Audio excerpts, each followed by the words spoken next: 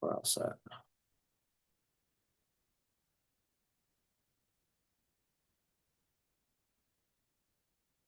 Okay.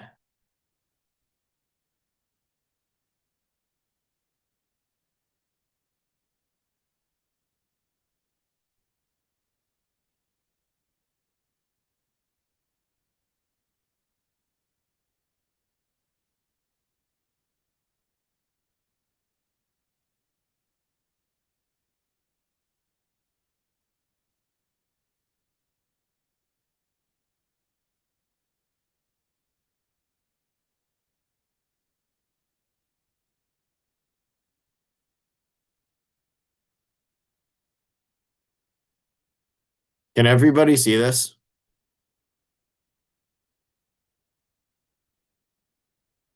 Yes. All right. Yep. All right, good. So number one, fire may be spread by which means? So the answer is all the above. Number two, what should lookouts report? Anything that they see. Discolored water, shoals, floating objects. So when you have someone on lookout duty, they can be responsible for other things, but when you assign someone to be on lookout duty, that's their only responsibility. You can't give them another job task to do while they're on proper lookout. So two is D. Three, in order to discharge a CO2 portable fire extinguisher, the operator must remove the locking pin. Number four, all of the following are part of the fire triangle except electricity. So you learned about the fire triangle. You have to have heat, oxygen, and fuel, and that creates the chemical reaction. If you remove one of those elements, the chemical reaction goes away and the fire goes out. And in any time you're gonna fight a fire, you always attack it from the base of the fire, the bottom, because heat rises. So four is D. Five, the PFDs used on an uninspected commercial vessel must have a Type 1 label. The answer is B. They all have to be Type 1, as you know, when you're a charter boat, captain for hire, they have to be Type 1, and they do check that. I've gone and boarded on charters, and they look at my life jackets, they make sure it says Type 1 and everything. So that's, you got to make sure you have that. Number six, typically as the vessel approaches its berth, the first line over to the pier is the after spring line. Number seven, which statement is true concerning life jackets which are severely damaged? The answer is A, they should be replaced. You shouldn't try to fix them because it's a life-saving equipment. It could really save someone's life in a serious situation. So if it's a little worn, just throw it away, get a new one. Eight, operators of uninspected passenger vessels are required to keep their Coast Guard license aboard only when you're carrying passengers for hire, or if so, whether that's on your own boat or if someone hires you as a private captain to run their boat, that's when you need it. You also need your TWIC card on you as well, and you need this rules of the road book, which we're going to get into. But if you go on your friend's boat for the day and you want to, and you have some drinks, like you're not responsible. So a lot of people ask that question. Number nine, the operator of an uninspected passenger vessel license must be renewed every 5 years. So every 5 years, you have to renew your captain's license, your merchant mariner credential. And what comes along with that is you have to do a doctor's physical, a drug test in your sea time. If you let it relapse and you don't submit it in 5 years, now they give you a 1 year grace period, but you really don't want to do that. I've taught hundreds of people, and a handful of people, have had their captain's licenses, or they did the course and they just never submitted their application, and then they had to redo it. So it's something that, I mean, life gets in the way, things happen. And you want to make sure that you try your best to submit it when you have to. Be here tonight if it wasn't for not renewing my license. So It happens. It happens. as much as I love all you guys, I'd rather not be here. But Yeah. you can forget pretty easily. Yeah. So if you get this thing, renew it. That's my advice. Number 10, an engine compartment fire is likely to be a class Bravo or Charlie. So you learn about different classes of fires. There's class A, B, C, and D. Class A is from combustible solids. Class B is from combustible fluids. A class C fire is an electrical fire, and a class D fire is from combustible metals. The fire that gives off the most heat is class D. That a class D fire gives off the most amount of heat. 11, semi-portable fire extinguishers are more than 55 pounds. Number 12, life jackets should be stowed in that should be D, readily accessible locations. You don't want it under a bunch of things that you have to like look for them. You want them to be able to just be ready to be easily grabbed in case of an emergency.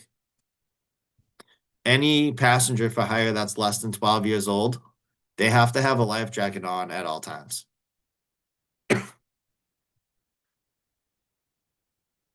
13, while ascending a river care must be exercised to ensure.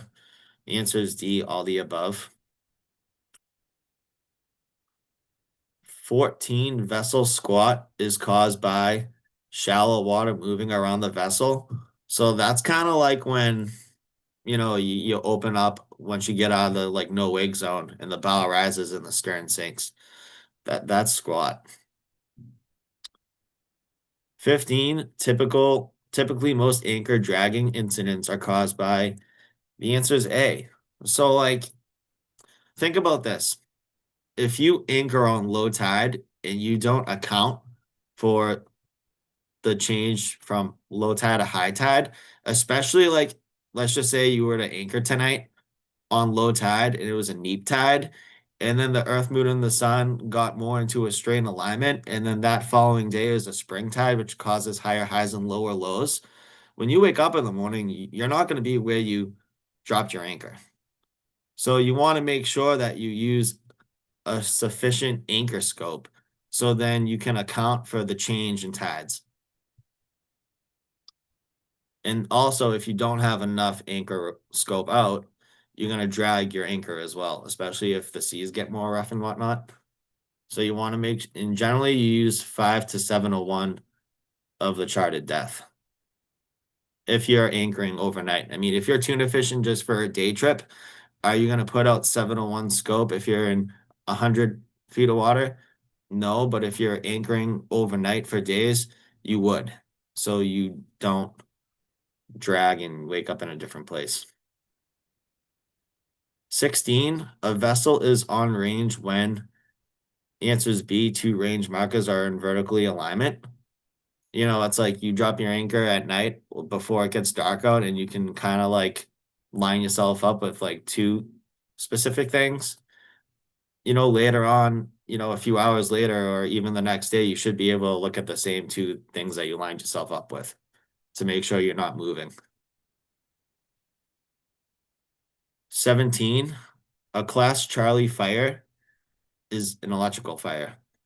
So on an electrical fire, the first thing that you do is you got to kill the power, shut off the batteries. That's where a lot of the energy is coming from. And the one thing you would never use on an electrical fire is water. 18, as a vessel turns, it moves along an arc. The distance of a ship moves 90 degrees or perpendicular to its original straight line path is called transfer. 19, on an uninspected passenger vessel, the number of approved adult life jackets that shall be carried is equal to the number of persons on board at a time. So if you got 6 passengers for hire, you got the captain and the deck hand, you need 8 total.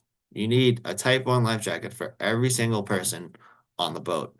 And you want to make sure, like, especially doing charters and stuff, like I take out a lot of kids and whatnot. So you have to have kids Type 1 life jackets as well. So you want to make sure you have different age groups, Type 1s, if you're planning on taking out, families and children like that. Number 20, a small passenger vessel anchored in 15 feet of water with a rode of 60 feet has an anchor scope of 4. 60 divided by 15 is 4.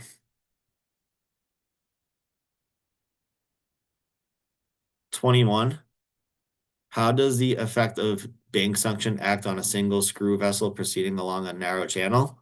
It always pulls the stern towards the bank and it kicks the bow away from the bank. 22, Class Charlie fire extinguishing agents must be non-conducting. 23, so water is a good fire extinguishing agent because it can only be used on a Class A fire, which is from combustible solids, and it extinguishes the fire by cooling the fire. A Class A fire is the only class where you would use water. What was 22? Sorry, missed that one. 22 is C. Any questions so far?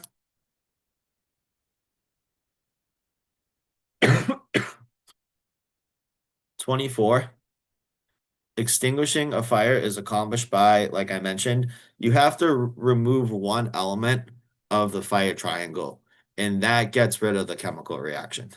Whether it's heat, oxygen, or fuel, you have to eliminate one of those, and the chemical reaction goes away.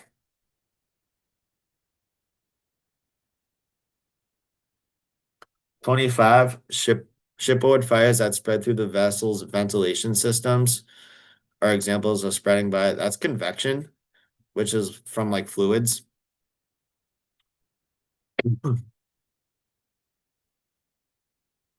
26, the bend shown here is a bowline. That's the most versatile knot. It will not jam. This bend, 27, is a sheep bend in this diagram. So 27 is C. 28, a proper lookout must be kept at all times. Whether it's clear visibility, restricted visibility, day, night, all times. 29, an important concern in using a portable fire extinguisher. 29 is D, all the above. 30, you are landing a single screw vessel with a right-hand propeller port side to the pier. As you approach the pier, you back down on your engine with rudder amidships. You would expect the vessel to, the answer is C, swing its stern towards the dock. So a twin screw is a lot more easier to dock than a single screw.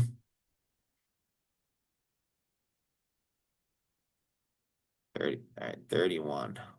With rudders amidships and negligible wind, a twin screw vessel moving astern with both engines backing will be in a fairly straight line. Hey, I'm sorry, I'm a little bit late on that. On question 30, because I got it wrong, and I have Yeah, 2 engines. When you yeah, were backing down, I thought they were saying, well, I'm pulling the throttle back to neutral. Are you saying that no, backing down means throwing it in reverse? yes. Ah, okay. So that Eh, terminology threw me off because I'm like, oh, well, if you gave it no gas and you're coming in, you tuck it neutral, you're gonna lose headway. You know what I mean? It's like I'm thinking, oh, yeah, you're coming in, but so backing down refers to chucking it yeah, in and it reverse. says in a right-hand propeller port side to the pier. As you Oh, approach the pier, then you back down your engine. So then the stern would get sucked into the dock. okay, got it.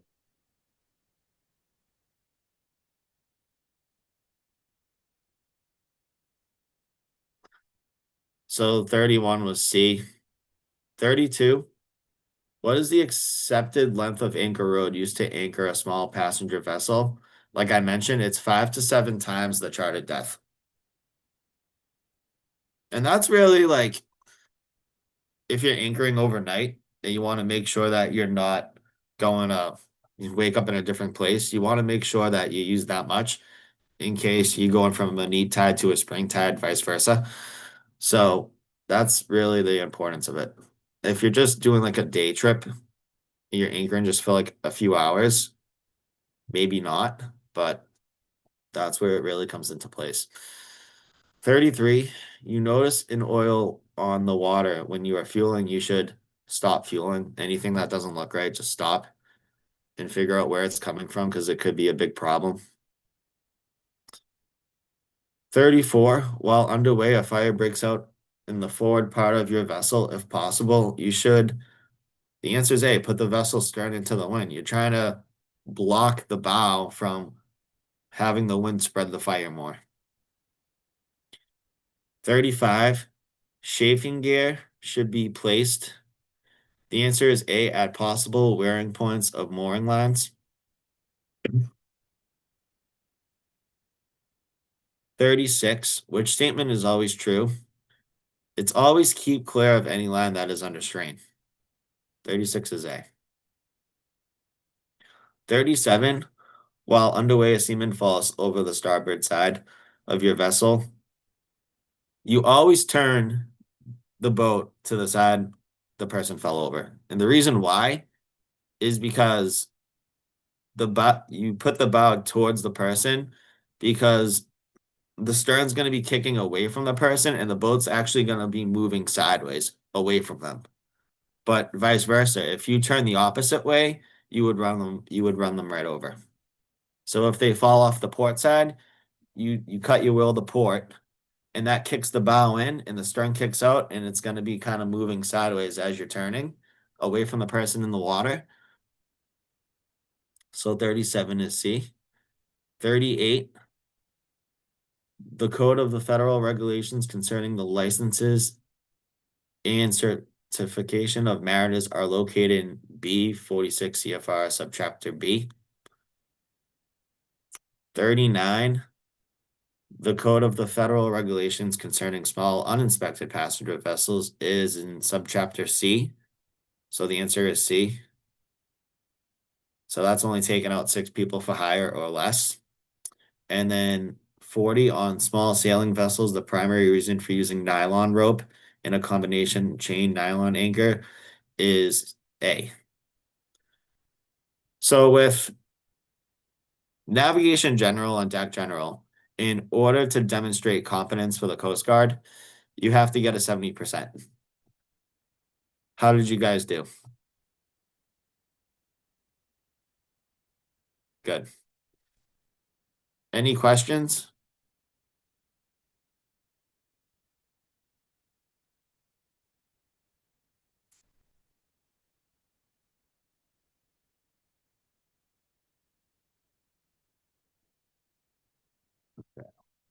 No, no questions. That's pretty easy stuff. Like you said, if you have some boating experience, it's not that bad. So yeah, so exactly. Like, even if you never took like a maritime course like this before and you've been boating all your life, you know a lot of nav general and deck general. But now we're getting into the real like heart of the course, which is the nautical rules of the road and chart plotting. So I'm just gonna unshare my screen for 2 seconds.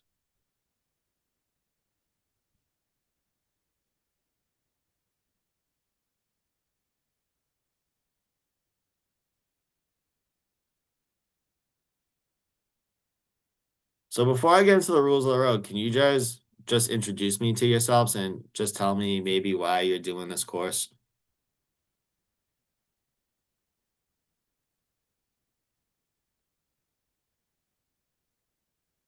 Who do you want to go first? Let me take it. Sure, John, go ahead. Yeah. Hey, how's it going? I'm in York, Maine. Doing this course. I've been boating my whole life, done a lot of fishing. I think I talked to you earlier. Grew up in New England, Beverly, that area. Moved up to like Portsmouth, New Hampshire in 2000.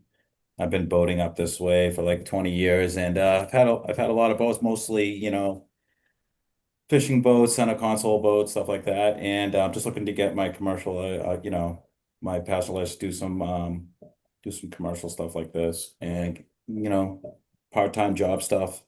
Have some fun with it. That's pretty much it. Just thought it was something that's always been on my bucket list. Just never really had the time to sit down and do it. So Nice. I'm Michelle. Can you hear me okay? Yeah, Okay. perfect. This is my second time around taking this class. The first class I told you earlier, I took that 7-day class, which was way too much, way too much. So this time I actually, get a couple of days in between to catch up with everything. I'm picking up things second time around that I didn't pick up the first time. So it's pretty cool actually to do it again. I feel like I'm understanding a lot better. So yeah, my goal is to take a boat from my house in Venice, Florida, down to Key West. That's my Nice. goal. My name is Mark Ryan. You know me, Paul. But I think I introduced myself before. But live in Marblehead. Been boating my whole life. Had my captain's license for 20 years. Let it expire. I regret it, but it's interesting taking the course again. But it's a great thing to have. I tell everybody that works for me. I tell my kids, get your license and just hold on to it. That's it. I can go. My name's Lori. I also live in Marblehead. I've been around boats since I was a kid. I have a power boat that I've been using around New England for a long time, inshore mainly, fishing. Um, and took up sailing a couple of years ago. I bought a 35-foot sailboat this past summer. I'd love to do charters, and maybe sailing lessons. So this has been also on my bucket list for a very long time, and yeah, I'm finally doing it. Nice. It's the best thing that I've ever done. I am Josiah Welch. I live MDI area, Lobsterman, and I'm taking it because I want to start doing some chartering. Nice. My name is Chelsea. I'm from like Mid-Coast Maine, Belfast area. But I go to school in Boston. And I already took this course. I took the 7-day course, but my application got rejected like a day after my course expired last year. So I'm retaking it. I've worked on like a mussel farm. I own an oyster farm with my sisters, which we do charters, farm tours, and then worked on a private motor yacht over the summer. So, Nice. a little bit of everything. Cool. Hi, I'm Christian. I'm from Yarmouth, Maine. I grew up fishing and boating my whole life, and I work on the water, so I just kind of want to continue doing that. Cool.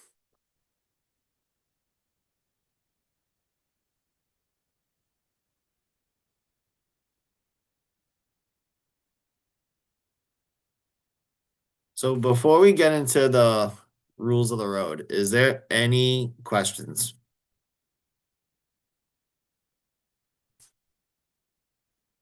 So I'm gonna share my screen. I don't have any questions, but I wanted to let you know, I don't know if Greg told you, typically on Mondays and Thursdays I have to leave early, so I usually just watch the recording. Okay. Thank you for letting me know. So yeah, for those that don't Chelsea, know I have me, a question. yeah, go ahead. Sorry, Chelsea, I have a question. Why did they reject your license when you submitted it? Um, it's really interesting. I got my drug test done and apparently you can drink too much water. Like by the time I went to the testing facility, I didn't have to go to the bathroom and they were like, "Oh yeah, drink 40 ounces of water and like come back and try again." Or like stay here but like try again. And so Yeah. I then gave them enough and then it said negative dilute and apparently that's like not allowed anymore as of last November. So it's like suspicious um that you're trying to like dilute because you're not gonna pass the drug test otherwise. Yeah. But I think it's just kind of unfair because I'm sure like if other people drank 40 ounces of water it would be fine. But since I'm kind of like a small female, it like was too much. Got it. I will say this. I like two renewals ago, but when I had my license, I wrote on my thing, or my doctor wrote that I had a prescription for Ambien, and they flagged me on it, and I had to fight him and won, but I had to hire a maritime lawyer to fight him. So keep off whatever you do, whatever you want to do. I'm not. This isn't just to you. This is to everybody. But stuff like look at it pretty hard before you submit your stuff, because Ambien was considered a hypnotic, and it's a great drug, and you're just not allowed to have it anywhere. Anything like that on your license. Like I think even if you take like Benadryl or something, it's bad, but they're pretty strict about it. So just keep that in mind when you're taking your physical.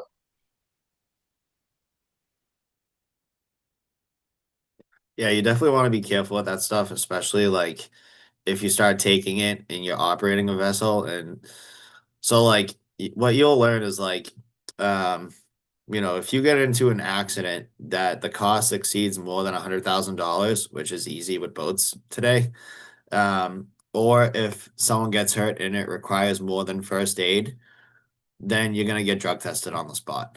So if you took a Benadryl or something like that that you didn't know, that could land you in prison. So you got to be really careful. So just to give you guys a little introduction about myself, I'm Paul. I've had my captain's license for a handful of years. I've been running a charter boat out of Salem, Mass. I went to school for accounting, before I got my captain's license, and I've been teaching with Greg for a handful of years also. So I'm glad to meet you guys, and now we're gonna get into the rules of the road, which I'm gonna share the screen. So the nautical rules of the, can you guys see this okay? I don't think so. Hold on. There we go. All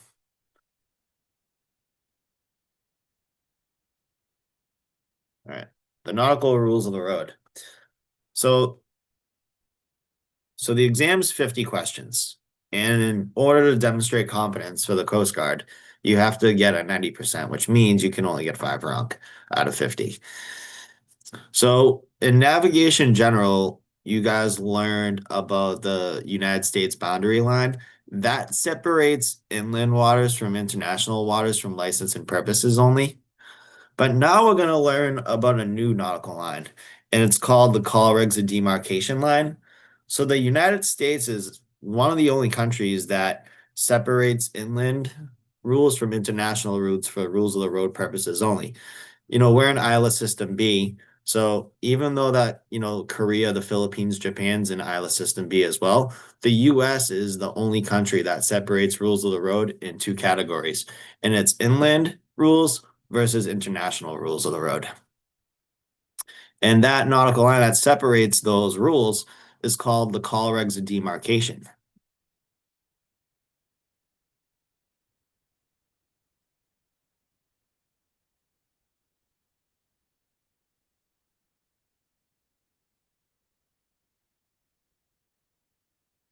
So let me try to fix this for a second. All right. So international rules. Vessels that sail upon the high seas and in all waters connected therewith navigable by seagoing vessels. Nothing in these rules shall interfere in the operation of special rules made by the appropriate authority for roadsteads, harbors, rivers, lakes, or inland waters connected with the high seas and navigable by seagoing vessels. Now that's a long definition. So what I want you to write down in your notepad right now is international rules equals high seas. International rules are defined as the high seas. So if you were to get a question on a practice test or whatever, or in the book, and it asks you to define international rules, you want to look for the answer that says high seas in it. International rules equals high seas.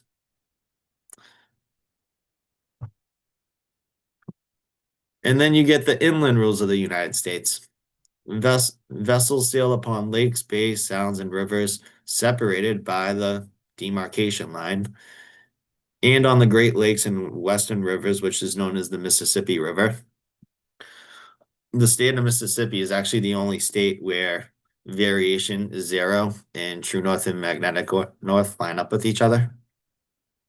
But as you learned with TVMDC, on the East Coast, we deal with a variation of 15 degrees west. But then if you go to the West Coast, it's 15 degrees east. And the only place in the US where variation is zero is in the state of Mississippi, which is related to the Western rivers, as long as they don't interfere with Canadian law. So there's a lot of rules that we're going to learn about. And the main thing about all the rules that we're going to learn is don't let these rules interfere with your best judgment and common sense. Because what we're going to learn is that you can always depart from the nautical rules of the road to avoid immediate danger. And a question is like, oh, well, when does immediate danger happen? It's when you think it is going to happen. That's when you can legally depart from the rules of the road.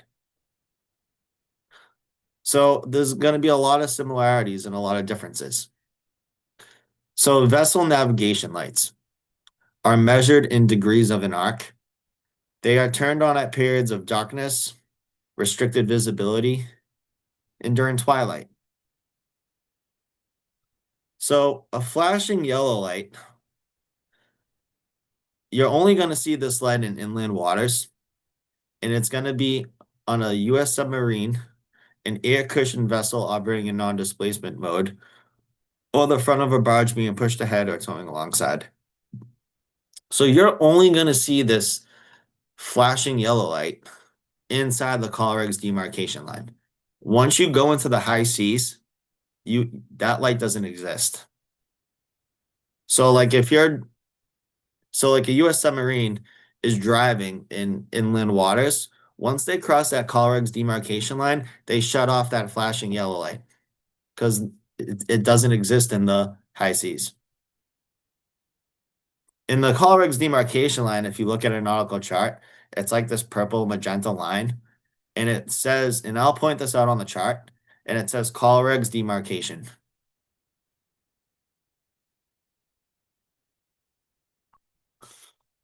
So degrees of an arc for navigational lights. So you have a mast headlight, which shows an unbroken light over the arc of the horizon at 225 degrees. So we don't have to know. The only thing you have to study out of this slide is the arc in degrees and what light they are associated with. You don't have to study the visible range in miles. So a mast headlight shows an unbroken light of 225 degrees. Then you have an all-around light that shows an arc of 360 degrees, perfect circle. Then you have side lights, which shows an arc of 112.5 degrees, and a stern light that shows an arc of 135. The other light that shows an unbroken light of 135 degrees is a towing light. It has the same characteristics as a stern light, but a stern light is white and a towing light is yellow, which we'll get into. So just to ask you, what we're learning is going to be a lot of information with the rules in the road and even chart plotting too. Now with chart plotting, it's more practical work, it's hands-on. With the rules of the road, it's a lot of memorization. The more of our senses that we use, the easier it is to maintain a lot of information by reading, saying, and doing.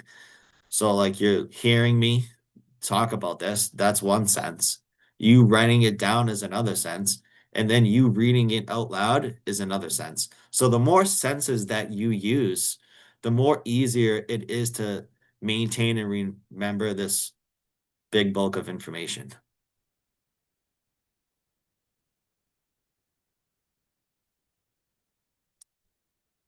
So port wine is red. So your port side light is red, shows an unbroken light of 112.5 degrees. Port wine is red. And then you have a starboard side light, which is green, shows an unbroken light of 112.5 degrees. Then, like I mentioned, you have a stern light and a towing light. It has the same degree in arc, it's just a different color. A stern light is white and a towing light is yellow.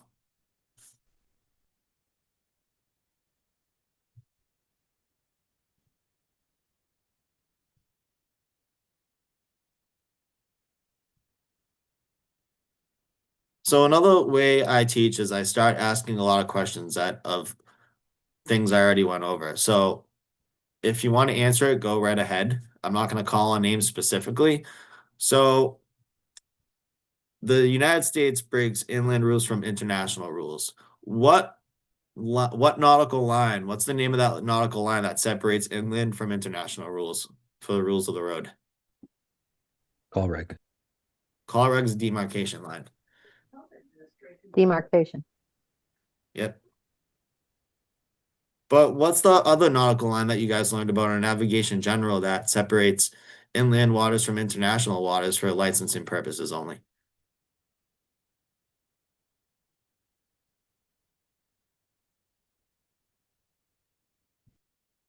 It's called the U.S. boundary line.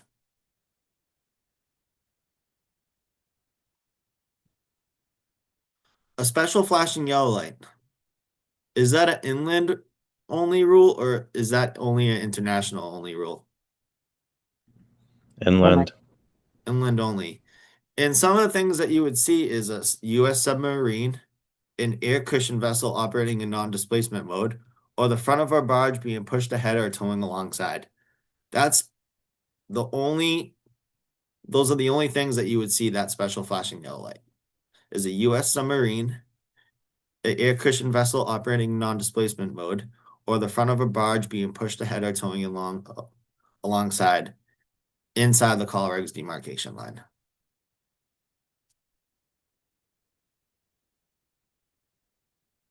So then we learned about navigation lights. When do we have to turn on our navigation lights? Dusk. Yeah, so at periods of, you know, morning, dusk, twilight, at night, in restricted visibility, or even if we're near restricted visibility. So like, let's just say it's a clear day in Salem Sound. You're leaving the no-wake zone out of Salem Harbor. And you're driving out and you see Baker's Island, you see Misery Island, and you see that you can't see the islands, but they're there.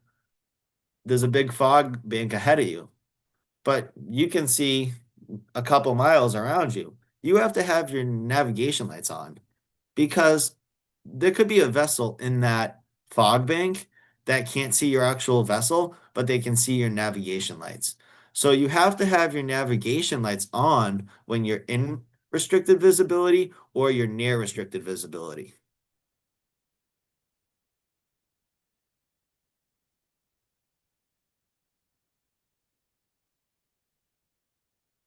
Any questions so far?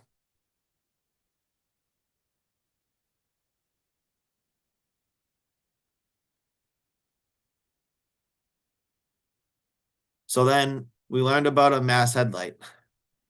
What does a mass headlight show in an arc? How many degrees? 225. 225. All round light, perfect circle, that's 360.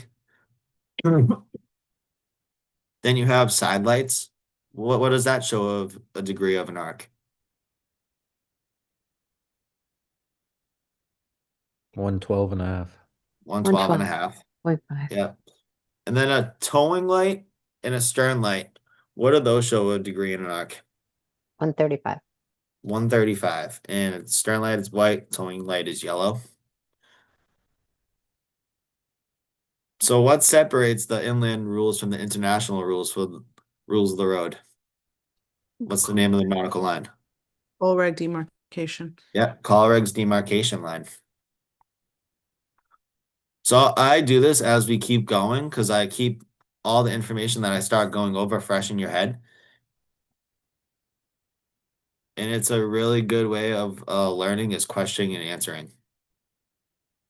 It's a really good methodology that's used.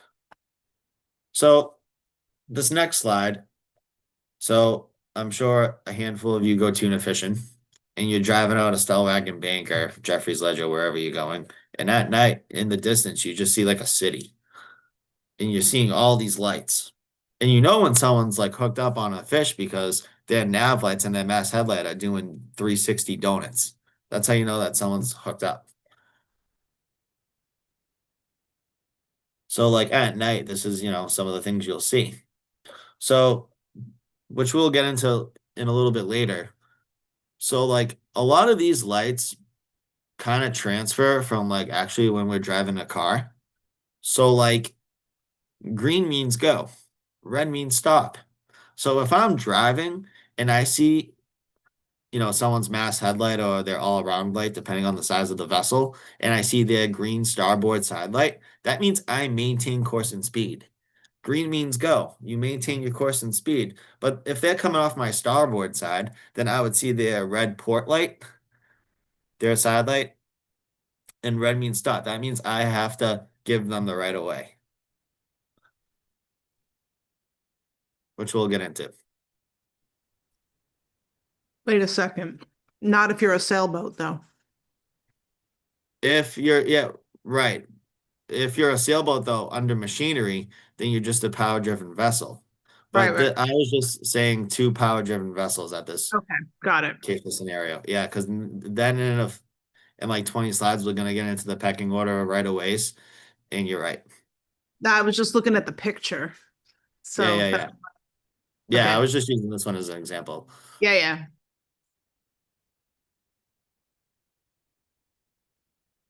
So the way we learn the rules of the road is by the order of threat in the pecking order of right of ways.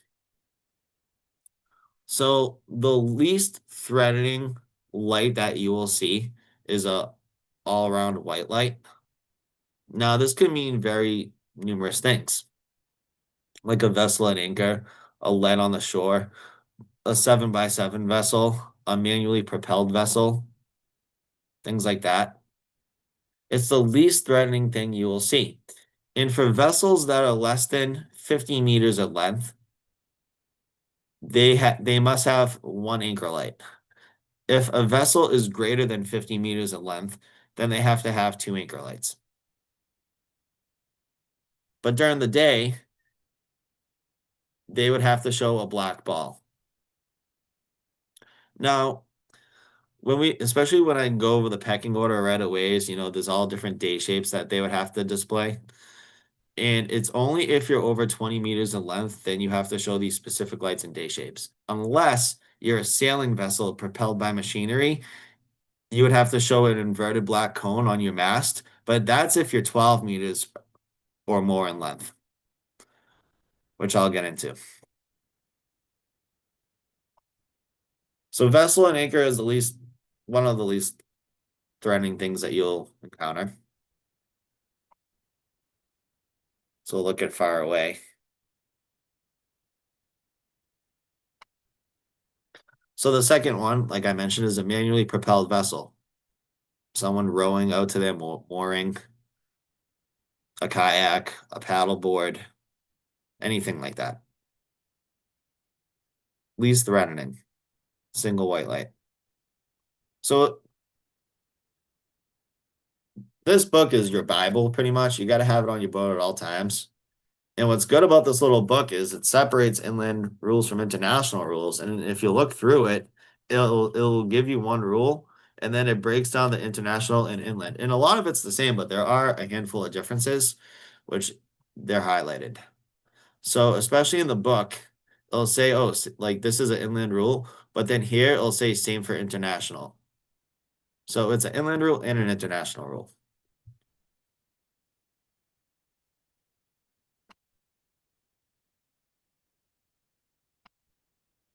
So another example that I gave was a 7x7 vessel. So it's 7 meters in length, and it doesn't exceed 7 knots. And it's both international and inland. Sailing vessel underway, generally less than 7 meters in length. Same for inland. It doesn't exceed 7 knots. They have to show an all-around white light. So even like a paddleboard, that's a vessel. It's a manually propelled vessel, and they have to show the proper light at night. Because a vessel is described as any form of transportation on the water.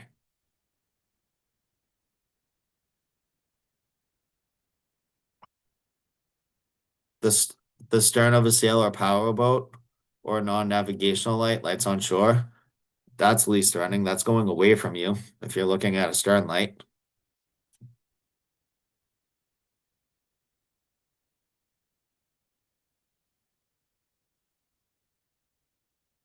So a single white light is the least non-threatening. So now we're going to get into power-driven vessels, sailing vessels, and things like that.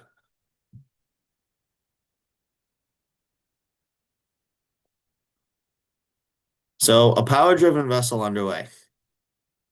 So if a power-driven vessel is less than, which is propelled by machinery, and it's less than 12 meters in length, up to 12 meters in length, then it has to have side lights and an all-around white light. If you have a power-driven vessel that's greater than 12 meters in length, but less than 50 meters in length, they have to have a mast headlight, which shows an unbroken light at 225 degrees, side lights that shows an unbroken light of 112.5 degrees, and a stern light, which shows an unbroken light of 135 degrees.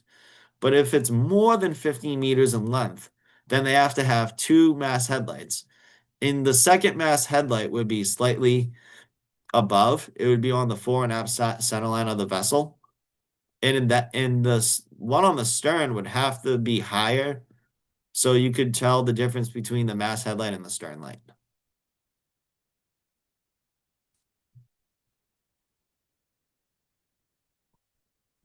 The one further back is taller. Is that what you just said? Yeah. Okay. So then you have, so like this vessel is less than 50 meters in length, so it only has one mast headlight. But then if it's over 50 meters in length, they'll have one fore and one aft, and the one aft is higher, so you would be able to tell the difference between the stern light and the second mast headlight. Because if not, and they were too close together, you wouldn't really know exactly what you're looking at.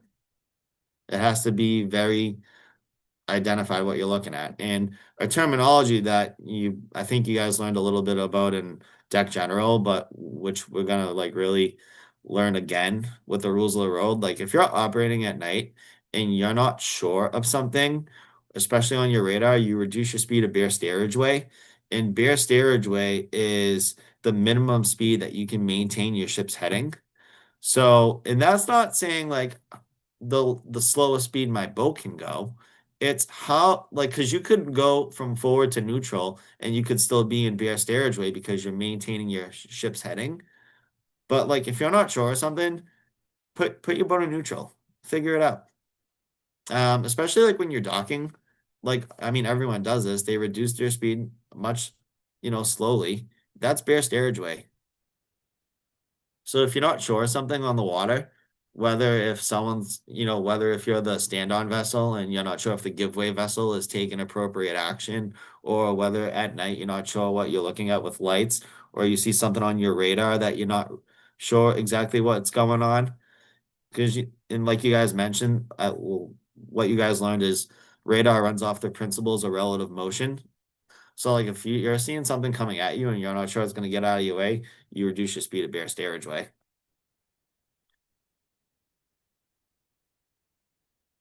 So stern of view sailing or power driven.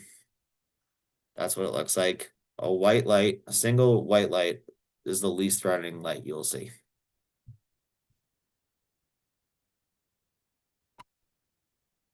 So the sailing vessel is the next order of threat. So they have to have two side lights, 112.5 degrees of an arc, and they have to have one stern light.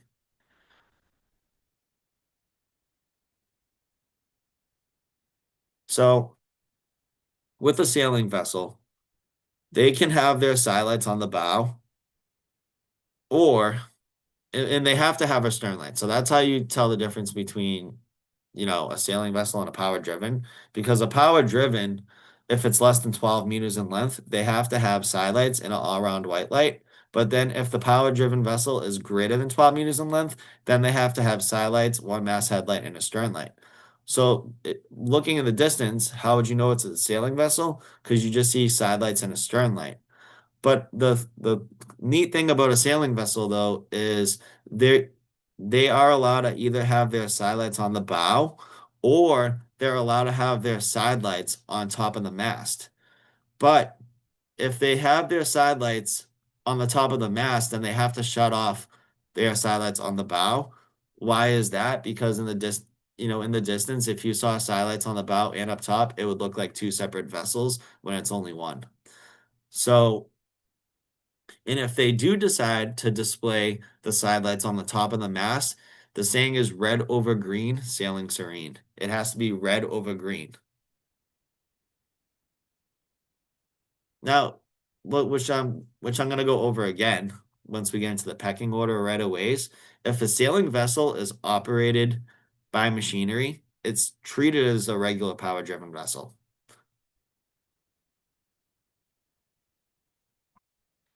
And like I mentioned, a sailing vessel can display their side lights on the top of the mast, but if they do, you can't have it here as well. It's either one or the other, but the saying is red over green, sailing serene. It can't be green over red. It has to be red over green. And if you have them up here, you have to shut them off on your bow. Why? Because it would look like two vessels.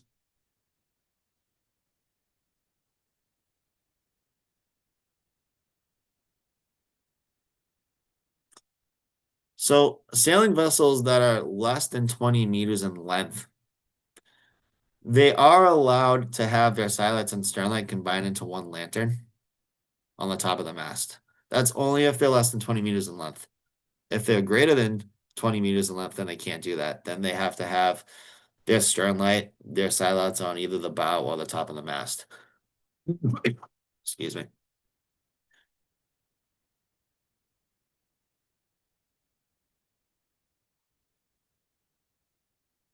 So at night, this is what you would see if it was coming dead at you. If it was off your port, and if it was going away from you off your bow.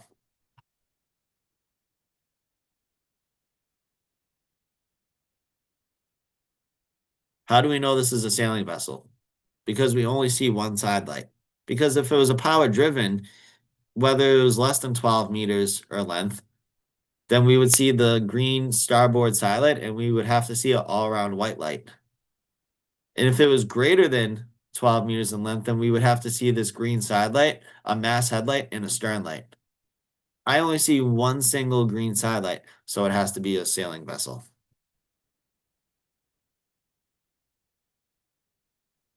And then a boat going away from you, you just see their stern. It could be really anything, but it's the least threatening. So an all-round white light is the least threatening. The second one is the sailing vessel, which we just learned about.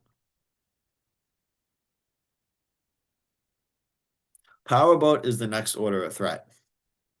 So they have to have two side lights, 112.5 degrees of an arc, one mast headlight, 225 degrees, stern light, and if the boat is greater than 50 meters in length, then they have to have the two mast headlights in range with aft mast headlight higher than forward mast headlight because, like I mentioned, the second one has to be much higher in elevation than the first one because you have to be able to tell the difference between the stern light and the second mast headlight. They couldn't be too close together because that would be deceiving. You wouldn't really know what you're 100% you're looking at.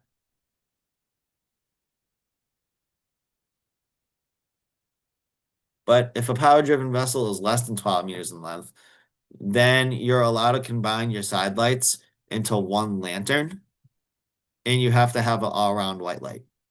You only need a mast headlight if your vessel is greater than 12 meters or more. And then if it's greater than 50, then you need two mast headlights.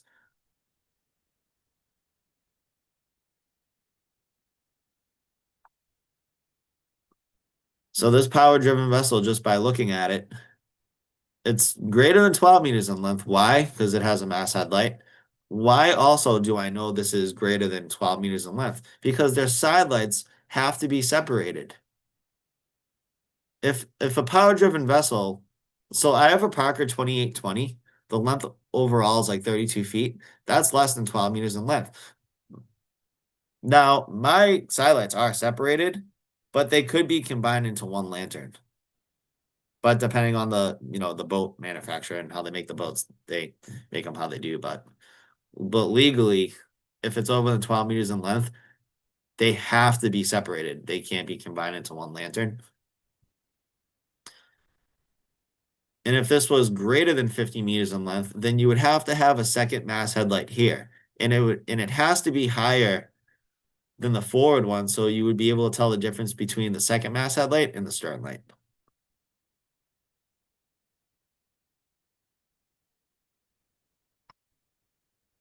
Like I mentioned, power-driven vessels less than 12 meters in length, side lights, and an all-around white light.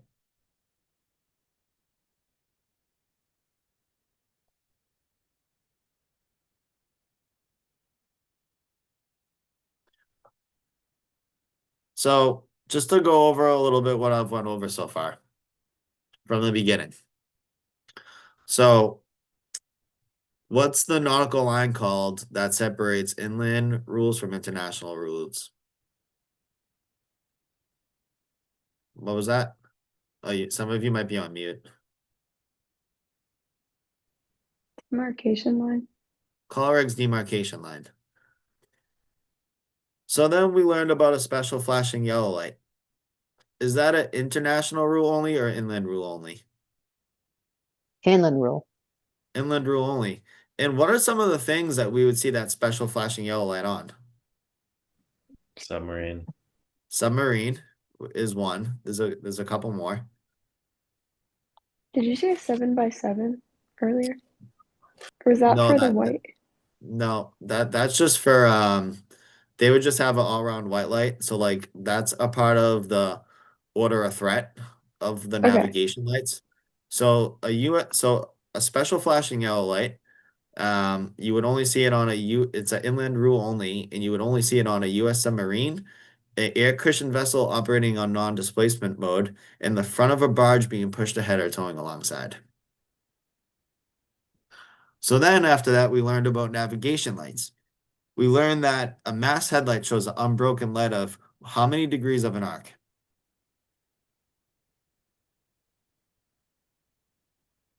225. We learned an all-around white light, perfect circle, 360 degrees of an arc. Mhm. Side lights, port wine is red.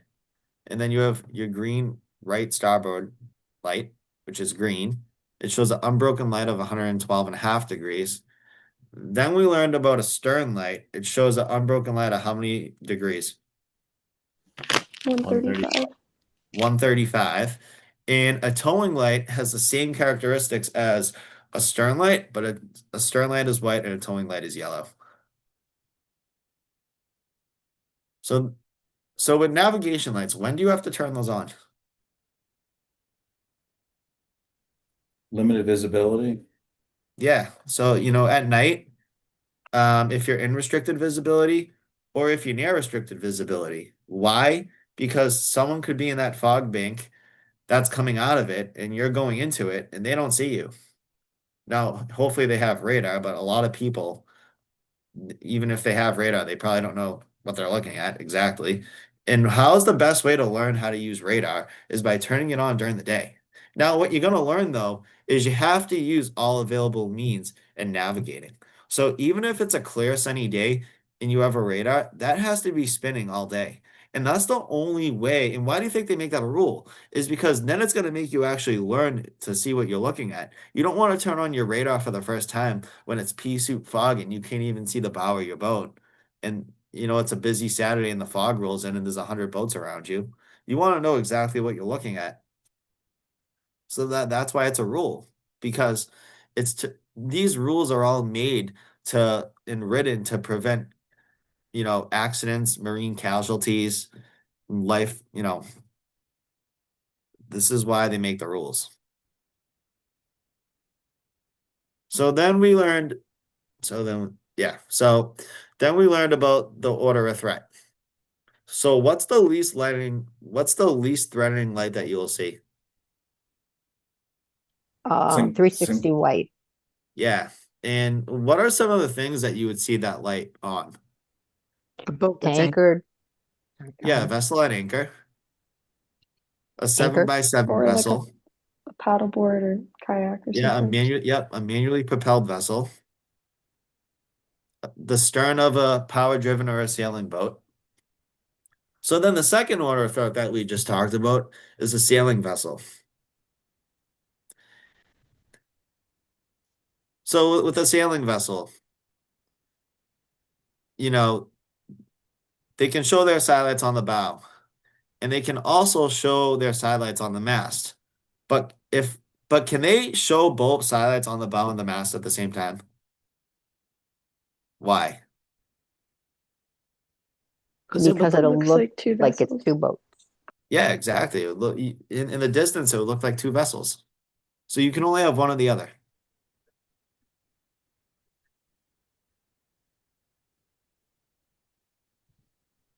And if they decide to show the sidelights at the top of the mast, would it be green over red or red over green? Red over green. Red over green, sailing serene. So then the other order of threat that we learned about is a power-driven vessel. Now with a sailing vessel, they just have to have sidelights and a stern light. But if they're less than 20 meters in length, they can combine their sidelights and stern light into one lantern at the top of the mast. That's only if a sailing vessel is less than 20 meters in length, which is 60 feet. They can combine the sidelights and stern light into one lantern. So then we learned about power-driven vessels. And what we learned is that a power-driven vessel that is less than 12 meters in length has to have sidelights, which can be combined into one lantern. Doesn't have to be, but it can be. And they have to have an all-round white light. But then a power-driven vessel that's greater than 12 meters in length, but less than 50 meters in length, has to have sidelights separated. It has to have one mast headlight, and it has to have a stern light. But a power-driven vessel that's greater than 15 meters in length, which is a really big vessel, it has to have side lights, two mast headlights, and a stern light. And the second mast headlight that is on the aft center line of the vessel has to be higher in elevation than the one on the fore aft part of the vessel, because you have to be able to tell the difference between the second mast headlight and the stern light, because they're both white in color, but they can't be too close together.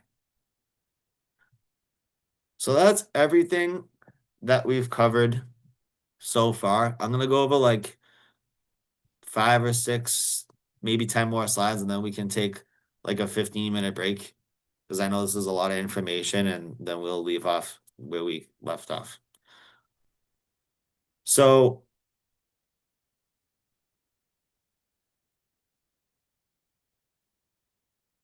this is just another diagram, and it shows you a power-driven vessel greater than 50 meters. So you have two mast headlights on the fore and aft center line of the vessel, side lights, and a stern light. The second mast headlight is much higher in elevation because you have to be able to tell the difference between the second mast headlight and the stern light. If these are too close together, it would be confusing. I've only saw probably these a couple times in my life. Is the light Is the light towards the bow white? Yeah. Oh, yeah, that's weird. So then what you're gonna learn later is any vessels that are greater than 100 meters in length, they have to light up the entire deck, but it can't interfere with their navigation lights. Like a cruise ship, for instance.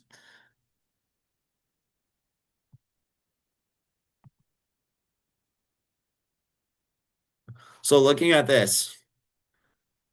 so what I tell people is the more lights you see, get out of the way. If it looks like a Christmas tree coming at you, get out of the way. That's a head-on collision. This is if they're coming off of your port. And if it was the other way and you saw it red, they would be coming off of your starboard.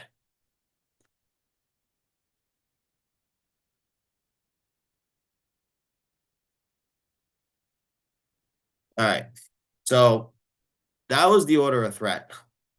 So now we're going to get into the pecking order of right of ways. So every kind of vessel that you see has its classification, I should say. And the saying is new reels catch fish, so purchase some. So this is the saying, and this is what you want to write out on your paper because this is going to help you memorize the order of the pecking order. So just to explain how this works, not under command has the top priority. They don't have to get out of the way of anyone. Restricted in ability to maneuver has to get out of the way of a non under command vessel. Constrained by draft has to get out of the way of ram and nuck. A fishing vessel has to get out of the way of constrained by draft, ram, nuck. A sailing vessel has to give the right of way to fishing, constrained, restricted, not under command. Power driven has to get out of the way of all sailing, fishing, constrained, ram, not under command. Then you have seaplane that just has no right of ways. So before I go into the next slide, I'm going to explain everything. And I'm going to tell you that the lights and the day shapes that they would have. So new stands for not under command. So not under command means that due to an exceptional circumstance, you're unable to maneuver out of the way. You're a disabled vessel. Now, what are some examples of not under command? You lost steering power. You have a serious medical emergency. You are unable to maneuver the boat out of the way. You're taking on a ton of water and you're still able to drive the boat. You're a disabled vessel. What So about the lights anchored? What? What about just anchored? You're just an anchored vessel. So that's not considered not under command? No, you're just anchored.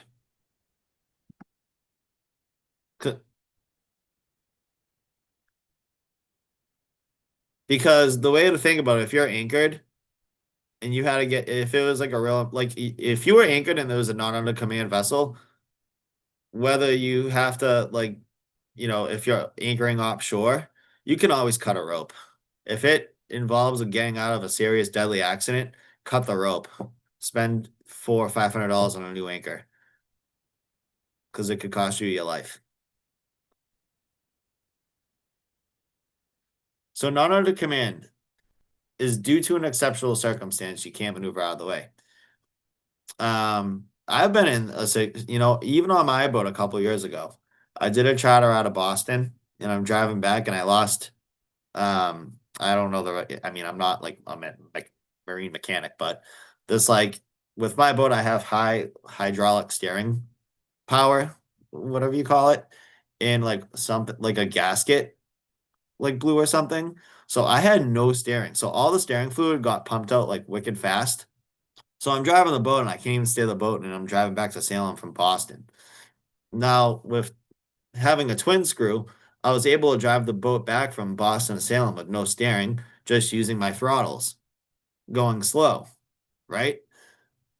But I had no steering. I couldn't even use the steering wheel. I had no steering. So I was not under command. Now, when I came near vessels that I could see, I would get on the radio and say, security, security, security, because it's a information of mariners, hazard of navigation. I would say, this is the City Hawk 2 currently not under command, monitoring channel 16, lost steering power. So that's just an example of what I would say on the radio on channel 16 to warn other navigators about my situation. So reels, restricted inability. So for not under command though, sorry. So the lights you would see in the saying, so all these comes with sayings. So the saying for not under command is red over red, captain is dead, put 2 balls in his grave. So the day shapes and lights are only required on vessels greater than 20 meters in length. So if it's a not under command vessel, at night you would see 2 all-around red lights in a vertical line. During the day, you would see 2 black balls in a vertical line. That tells you that that vessel is not under command. So then reels means restricted inability to maneuver. That's due to the nature of the vessel's work, whether it's recovering an aircraft, dredging pipelines, servicing channel markers, things like that, due to the nature of the vessel's work.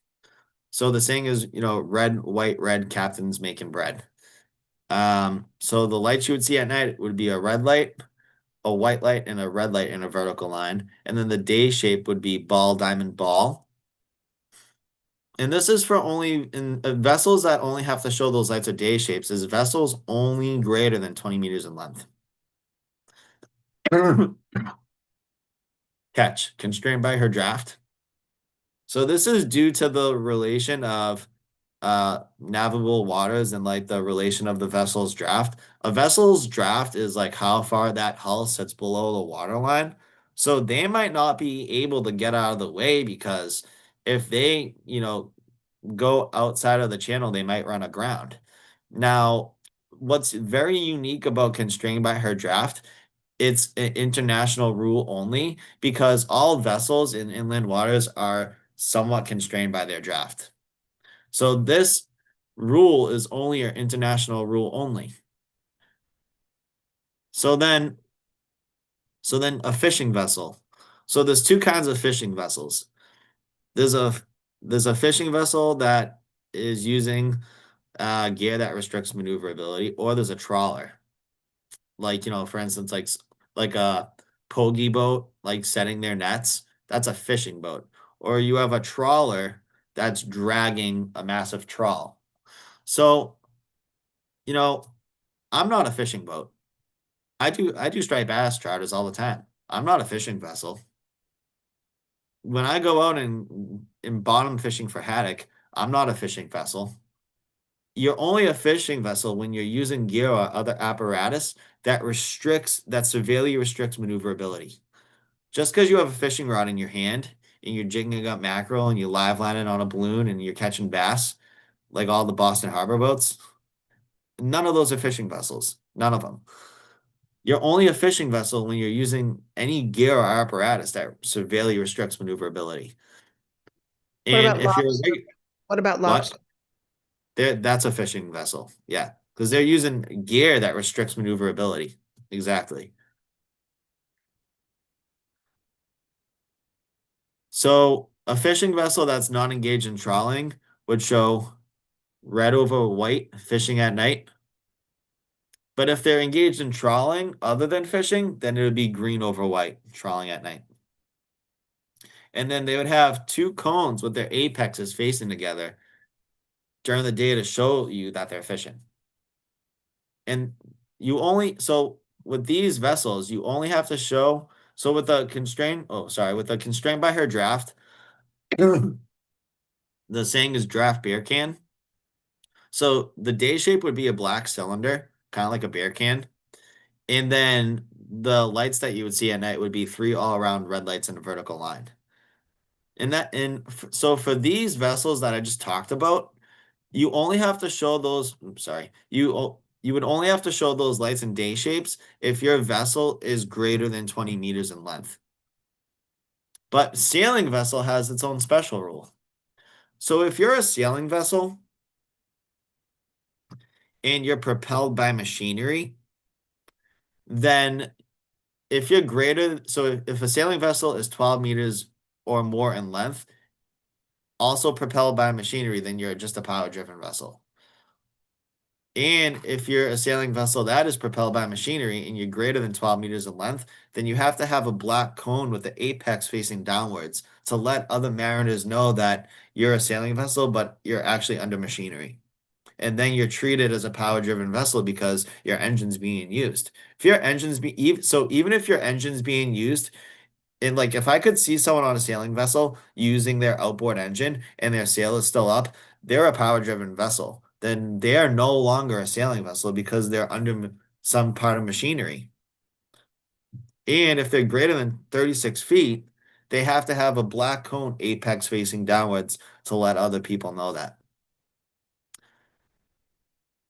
So then a power-driven vessel really has no right of ways, but they have to give the right of way to a sailing vessel, fishing, constrained by draft, ram, not under command. Seaplane has no right of ways at all. That's any aircraft that can maneuver on the water. And the reason why they have no right of ways is because they choose when they become a vessel.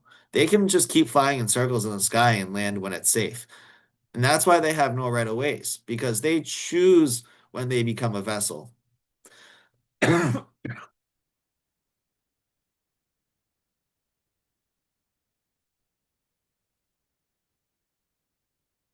So what I just went over.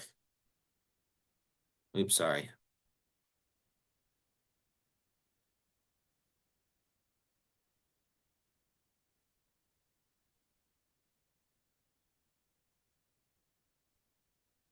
So new reels catch fish, so purchase some. So not under command. Red over red, captain is dead. Put 2 balls in his grave. Ram. So not under command due to an exceptional circumstance. They can't maneuver out of the way. Every other vessel on the ocean has to get out of the way of not under command. Restricted inability to maneuver, that's due to the nature of the vessel's work. Red, white, red, captain's making bread. Day shapes would be ball, diamond, ball. What we didn't go over, which is not a part of the pecking order, is a minesweeper. So they would have a triaxle with 3 all-around green lights, and they would have the 3 black balls as the day shapes. If you see a minesweeper, get out of the way. Constrained by draft beer can, 3 all-around red lights in a vertical line, black cylinder. International rule only. All these other ones are inland and international besides constrained by her draft. It's an international rule only. So then you have a fishing vessel and a vessel engaged in trawling. So if it's engaged in fishing and it's not engaged in trawling, it's red over white trawling at night. But if they are engaged, red over white fishing at night, sorry. And then if they are actually engaged in trawling and not fishing, then it's green over white trawling at night. The day shapes are the same because it's still a fishing vessel, but these are different areas of fishing. You have fishing and trawling, and that's how you tell the difference. And then a sailing vessel, if it's being propelled by, it's red over green, sailing serene at the top of its mast. But if it's being propelled by machinery and it's greater than 12 meters in length, then I have to show this black cone with the apex facing downwards. Is that a daytime or nighttime thing or So anytime? great question. So during the night, the lights, you would have to display the lights. Yep. And during the day, you have to have the black day shapes. Day shapes can only be black. You can't have another color of a day shape. How big's your sailing vessel? Mine's 35 feet. Yeah, you're under 12 meters in length, so Yeah. you don't have Yeah. to worry about it. Okay. I'm not gonna get into the towing yet because then that's all. This is a good stopping point and taking a break. So I'm just gonna mute my audio and turn my camera off. I'll give you guys like a 15-minute break, and then we'll get back here at like 7:05, 7:06, whatever. So I'll see you guys soon. Take your time. I have to go now, but thank you. You're welcome. Thank you.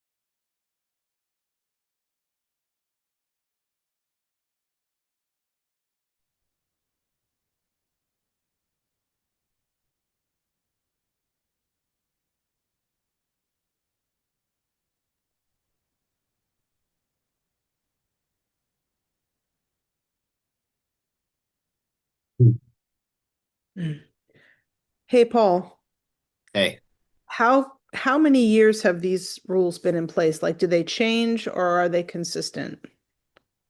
they're consistent. They're I mean, consistent. sometimes like they make little changes to them.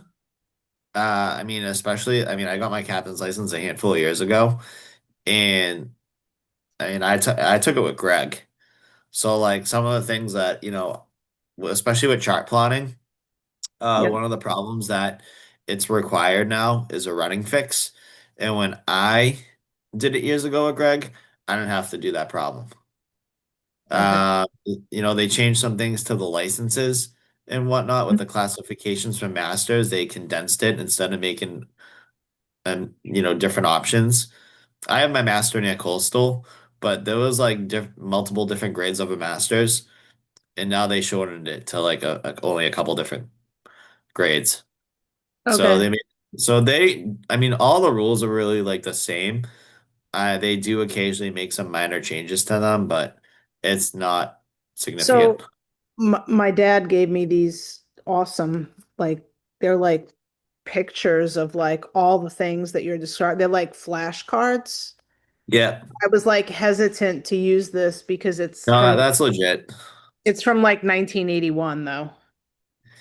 A lot of it's gonna be the same, but there's gonna be differences. I would just double check, like if you're studying something from there, which is good, but just Yeah. double check that it's still active today because you don't want to be studying two different things and Yeah, that's exactly why I was get asking. get misled. Majority of it's gonna be the same, but I'm sure there's definitely some differences between that book and whatnot. So I would just double check. Yeah. But I would say 90% of it's still legit. Okay. Well, there's your submarine with the yellow light. Yeah. Yep. So yeah, before I go into anything new, like we're gonna like get into towing and all that stuff. I'm just gonna kind of like go over what we just went over, just to keep it fresh. So this starts on page with the big book that Greg gave you, like captain's license textbook. So the rules of the road start on page 216. What I want you guys to do before next class, which is Monday, you know, the best way, in my opinion, to study for things like this is read over the PowerPoints, do the practice questions in the book, make flashcards. Because when you're writing flashcards, you're like using multiple different senses. You're like you're doing practical work, you're writing it down on top of like reading it out loud while you're writing it. And so that's just my opinion. There's a lot of different ways to study for this. And like I said, just take one day at a time. It's a good amount of information, but just focus on one day at a time and don't look ahead. Just focus on class 12 before next class. Just study what we've been going over. Don't look into anything else. So,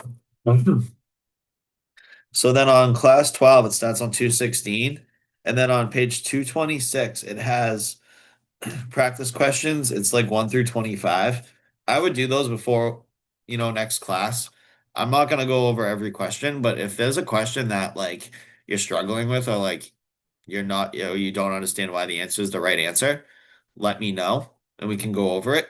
And the good thing that Greg did about this book is that in the back of the index, it gives you all the right answers and it tells you the rule where he got that answer from. So that's a good methodology to use that he tells, everyone as well is like do the question and then look back to see whether you got it right or not and then look at the rule and then read the rule, especially for the ones you get wrong. The one like what but like like the thing with the rules of the road is like there's you know it's multiple choice and two answers are right, but what's the most right answer?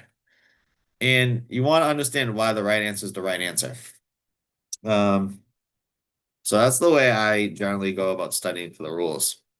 And cross elimination's a big thing.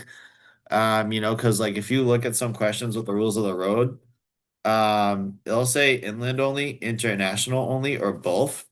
So like if you know that like like for instance, like we just went over the pecking order right of ways, constrained by drafts are international rule only. You also know that a special flashing yellow light is an inland rule only. So if it says international rule and then it gives you answers and then it says special flashing yellow light, it can't be that answer because that's an inland rule only.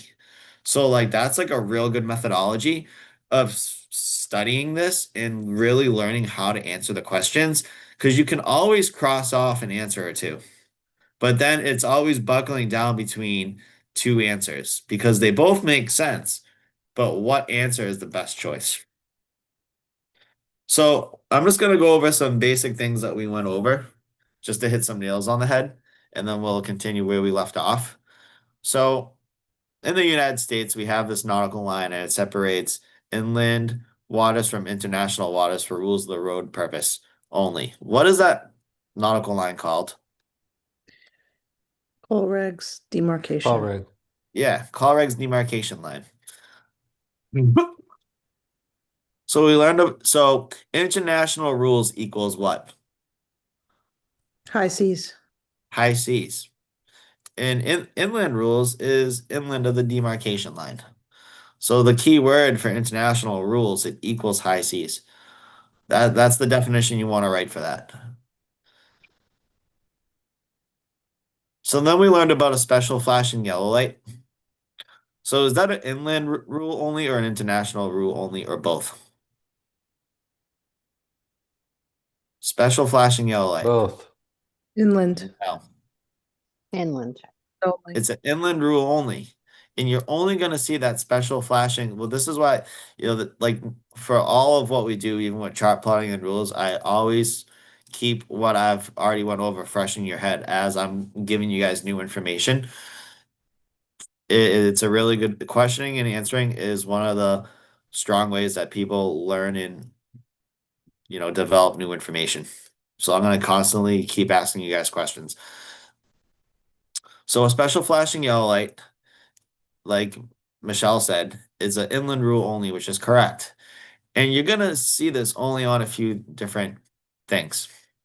What are some of those things that you would see it on? Submarine. A submarine, A barge. front of a barge being pushed ahead or towing alongside. Only Kind the of like a front of a barge being Zodiac, like pushed a ahead or Zodiac towing. type boat. What do you call them? Yeah, an air cushion vessel operating in non-displacement mode. A wing and ground craft, pretty much. So, front of the barge being pushed ahead or towing alongside. A U.S. submarine and an air cushion vessel operating in non-displacement mode. Those are the only things that you're going to see that special flashing yellow light on. And it's an inland rule only. Once they pass the Colorado demarcation line and now they're entering the high seas, that they have to shut off that light.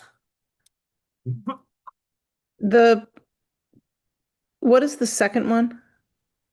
Air cushion vessel Yeah, operating in what is non-displacement mode. that?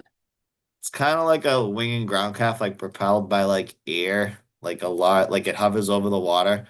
I've never seen one in my life personally, but they would have one.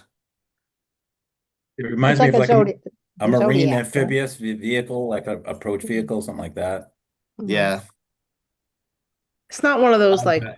A You gator probably won't hunter. see one around here, but it's not like maybe. one of those swamp boats in Florida, like with the big Yeah, the fan. Everglades, A the big fan. hovercraft. I did that last year. I just got back from Fort Lauderdale, but when I went last year, I did the alligator tour. That was pretty cool. Those boats are so loud, and I sat on the back of it. I almost went deaf. Mm. So. But Looks yeah, fun. if you ever go there, I recommend doing it. It's pretty cool seeing an alligator like 2 feet away from you in its natural habitat. I tend to disagree with that. I just Hmm. haven't lived down here and seeing them in the riverways and stuff like that. My husband golfs with them. I'm like, Oh, no, really? no, Yeah, I we don't guess if you're like from New England and you alligators. see it once, it's different. But yeah, no, I can't imagine like that's part of your everyday. Like you're walking your dog and you got to worry about alligators coming at you. It's definitely different. So then we learned about navigation lights. So when do we have to turn navigation lights on? Low visibility. Yep, in restricted visibility, or if you're near restricted visibility, because someone in a fog bank might not be able to see you, but they're going to see your lights. And during from sunset to sunrise. So a mass headlight has what degree of an arc? 225. 25. 225. All round light, that's a perfect circle. 360. Side lights, port One wine is 112 and a red. half. 112 and a half. Port starboard, same thing. It's just red and green. Um, a towing light and a stern light have the same degree of an arc, which is what? 130. 135. 135. 135. And a towing light is yellow and a stern light is white. So then we learned about the order of threat. So what's the least threatening light that you're gonna run into on the, inland waterways and the high seas? What's the least threatening light you'll see? White. White. A single white 360 light. Now, what are some of the things that you would actually see that on? An anchored boat. Yeah, a vessel at anchor, 7 by 7.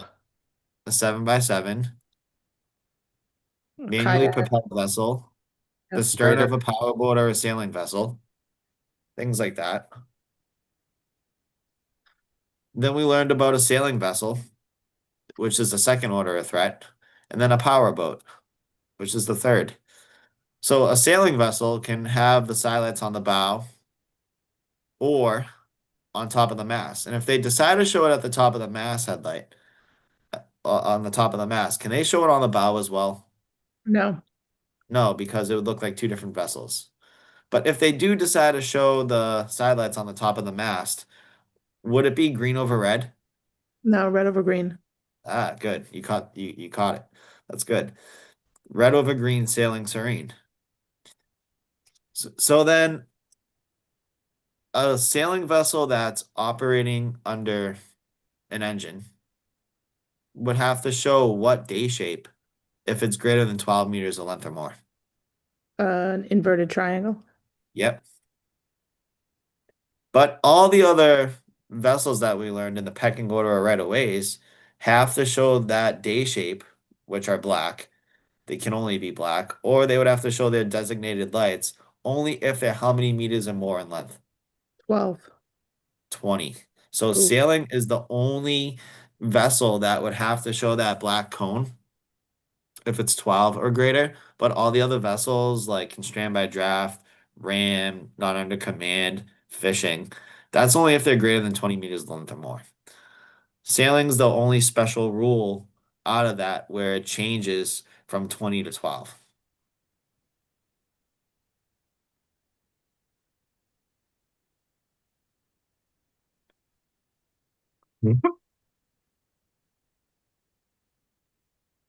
If a sailing vessel is less than how many meters in length, are they allowed to show the side lights and stern light in one lantern on the top of the mast?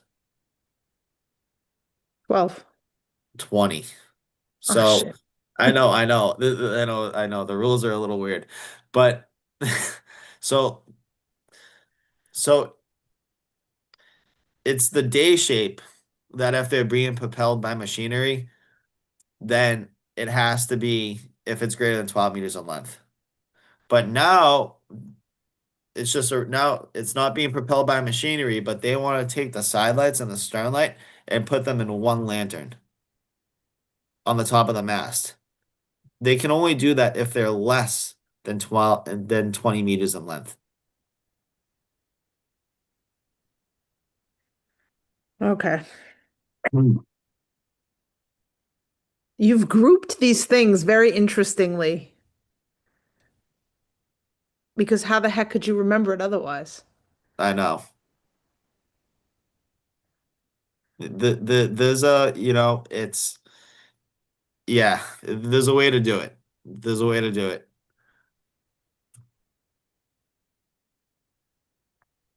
Because some of the information that I'm giving you wasn't even on the slide yet. But then when I go over this again, you're gonna know it. Yeah.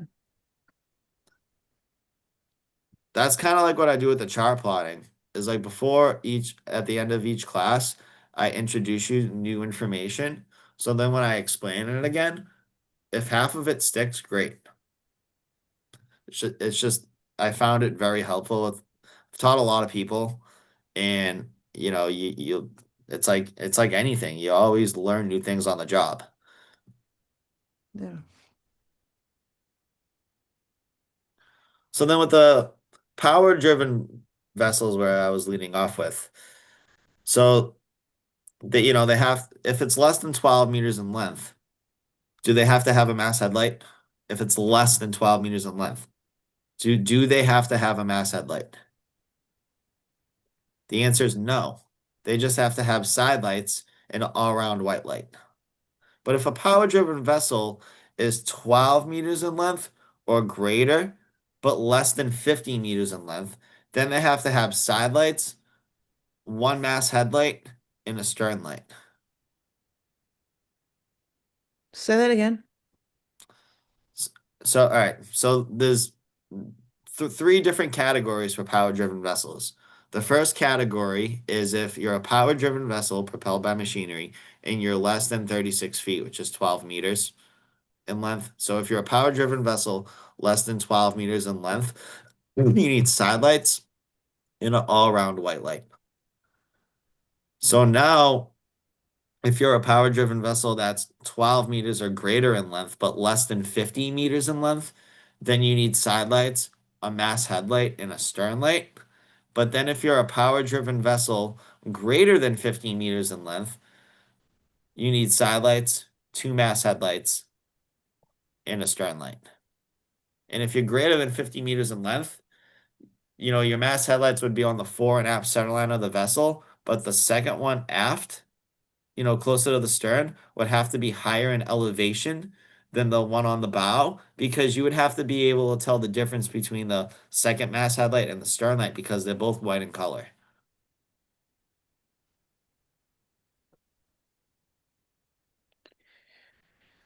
So then the next thing that I got into was the pecking order of right of ways. So what's the saying? It starts with new. What's the saying? New reels. New reels catch Catch fish. rails, so purchase some. Yep. New rails catch fish, so purchase them. What does new stand for? What does that mean? Not What kind under of vessel is command. that? Not under command. Not under command. And what does that mean exactly in your best description? What does that mean? Disabled somehow. Disabled. Good. Perfect. Make it short and to the point. What's the saying with the lights?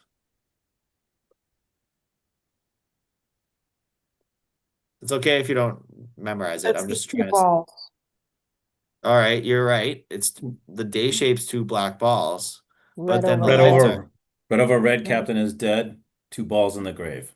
yes. That's how you're gonna remember not under command. Red over red, captain is dead, put two balls in his grave. So what helps you also memorize a lot of this information is making little games up yourself and just making up little sayings to help you memorize information. Make a game with it. Mhm. Especially with the captain's license, you got to be at least 18 years of age. So I teach people that are in college that just got out of college. I teach people that haven't taken a test in 30 years, 20 years. So some of us haven't studied in a long time. So the more, and that's why I say the more senses that you use and the little games that you make with things is gonna help you out studying a lot. So red over red, captain is dead, put two balls in his grave. So now with RAM, what does RAM stand for? Restricted. Ability to Restricted maneuver. inability to maneuver. And that's due to what?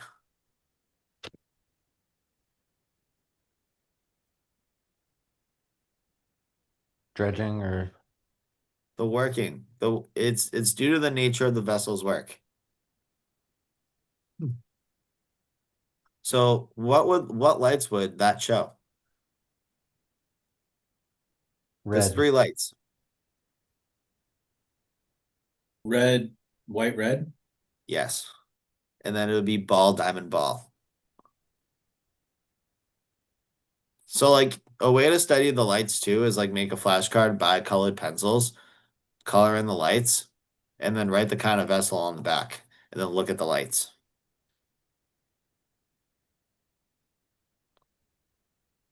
So then restricted inability to maneuver due to the nature of the vessel's work. I guess New reels. that was Go one of my ahead. questions. Do you think they'll just show on like you could just see day markers and they'd say, what is this? What does this mean? So like What learn stuff like on the that. test? Yeah. No. It like a question you could get is like if a vessel not under command would display what lights at night. And you would Okay. look for the answer that says 2 all-around red lights in a vertical line. Oh, okay. Okay. I wasn't sure if they're just going to show something. All right. Thanks. No, there's no diagrams, but that's just a way for Fortunately. you, like the sayings that I'm saying, and like just picturing it in your head, like with like the what lights it would show will help you out. So then constrained by a draft, that's a unique kind of vessel. Is it an international rule only or inland rule only? Constrained by her draft. International. International only. And what day shape would it show?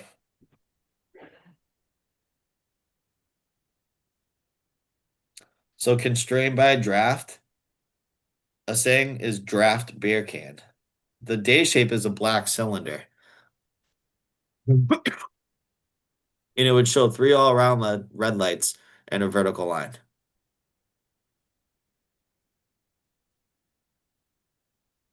So fish. Fishing is classified in 2 categories. There's fishing and then there's trawling. So the day shapes for fishing and trawling would be 2 black cones with the apexes facing together. And then a trawler would have a green light over a white light. And then a fishing vessel that's not engaged in trawling would have a red light over a white light. And it's only a fishing vessel if you're using any gear or other apparatus that severely restricts maneuverability, like a lobster boat or a pogie boat hauling their nets and things like that. Those are legit fishing vessels, and that's what it's defined in the rules. So then all the vessels I just went over so far, they have to show those day shapes and lights if they're 20 meters or more in length. But now a sailing vessel has its own special rule for its day shape. Yeah, And I just have one question. You know how you displayed those? You know how we talked about like limited visibility where you'd have your lights on first? Would they switch back and forth based on they would have to have their other navigation lights on also. So they Oh, would okay. have like a non-under command vessel, for instance, Yeah. or would have two all. So there's underway making way and there's Yeah. underway not making way. Okay. So if they're so like a ram vessel could be, transporting serious cargo. That's Hmm. a ram vessel, and that would be underway. So the definition of underway is not anchored fast to shore or aground. Okay. So like you can be underway making way or underway not making way. So like if a ram vessel is underway making way, it would have the 3 lights in a vertical line, red, white, red, but then it would have to have their side lights, mast, headlights, stern light on. But Okay. then if they were not making way in the water and their engine was off and they were severely restricted due to Drifting. the nature of the vessel's work, it would Yeah. just be red, white, red. Okay. Does that answer your question? All right. Yep. Yeah. Good to go. Thank you. Yep. Any other questions so far?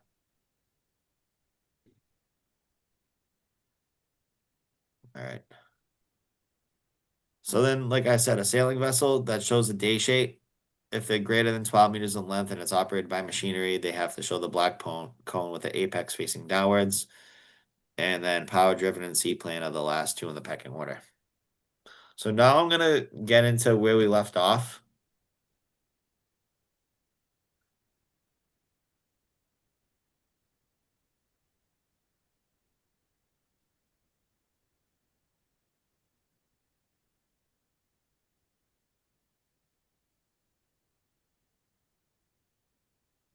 Sorry. All right, so there's three different kind of towing. There's a hawser tow, a hip tow, and a pusher tow. So looking at this, so a hawser tow is being towed from a stern. So you have the tug towing a barge or another vessel. Same thing. Now this is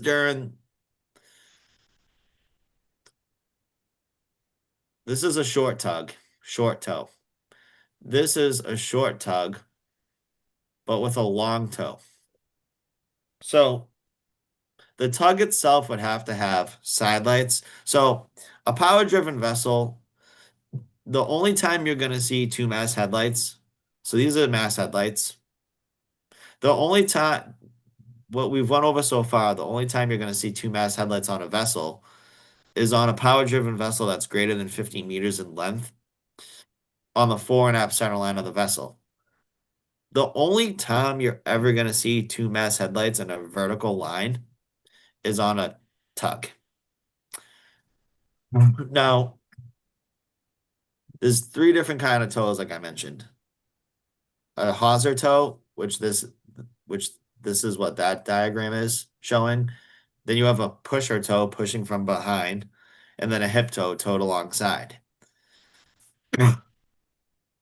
So the tug would have to have side lights, two mast headlights, a towing light, and a stern light. Yellow over white towing at night. And then the tow itself would have side lights and a stern light.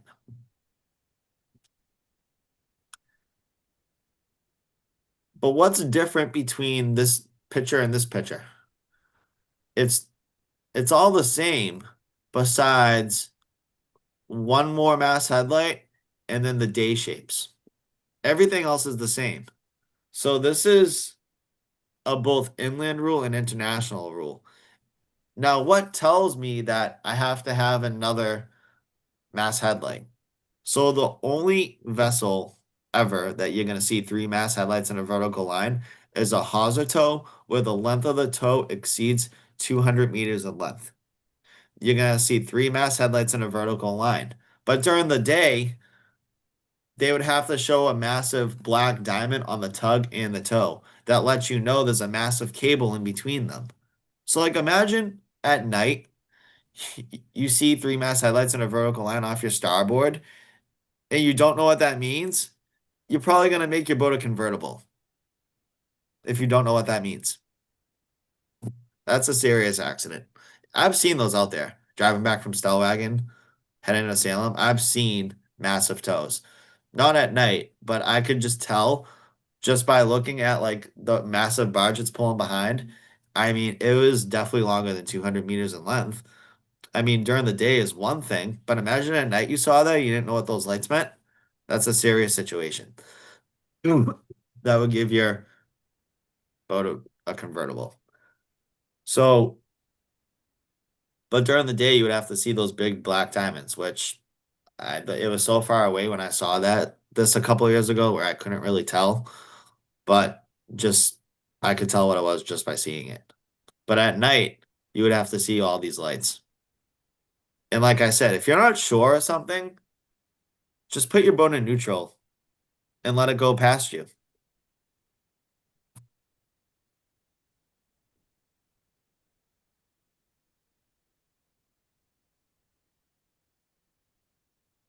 So then you have a hip tow and a pusher and a hip, well, yeah, a hip toe and a pusher toe, but in this diagram you got a hip toe.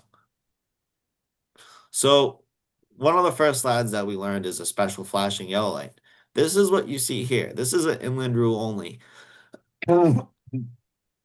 Excuse me.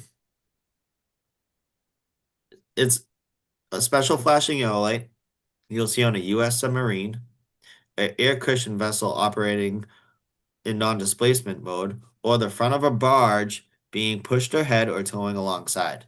Inland only. Then they go over the Colorag's demarcation line and they're entering the high seas. they turn that special flashing yellow light off. So in other inland rule only rule is that if they're inland of the demarcation line, then they have two towing lights in a vertical line. Once they get into the high seas, they shut off the two towing lights and they flip on their stern light. So the main differences between these two pictures is the special flashing yellow light and the towing lights. They shut off the towing lights and they flip on the stern light when they're in the high seas. When they're entering inland waters from the high seas, they shut off their stern light. They flip on their two towing lights and they flip on their special flashing yellow light. Once they go over that call rig's demarcation line.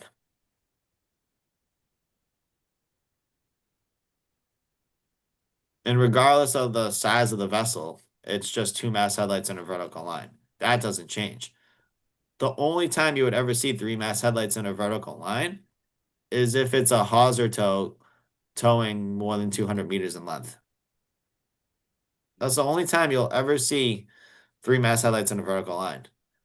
But if you see two mast headlights in a vertical line, it could be a hawser tow that's towing less than 200 meters in length, or it could be a hip tow or a pusher tow. Those are the only time you're going to see mast headlights stacked up on each other. Any questions so far?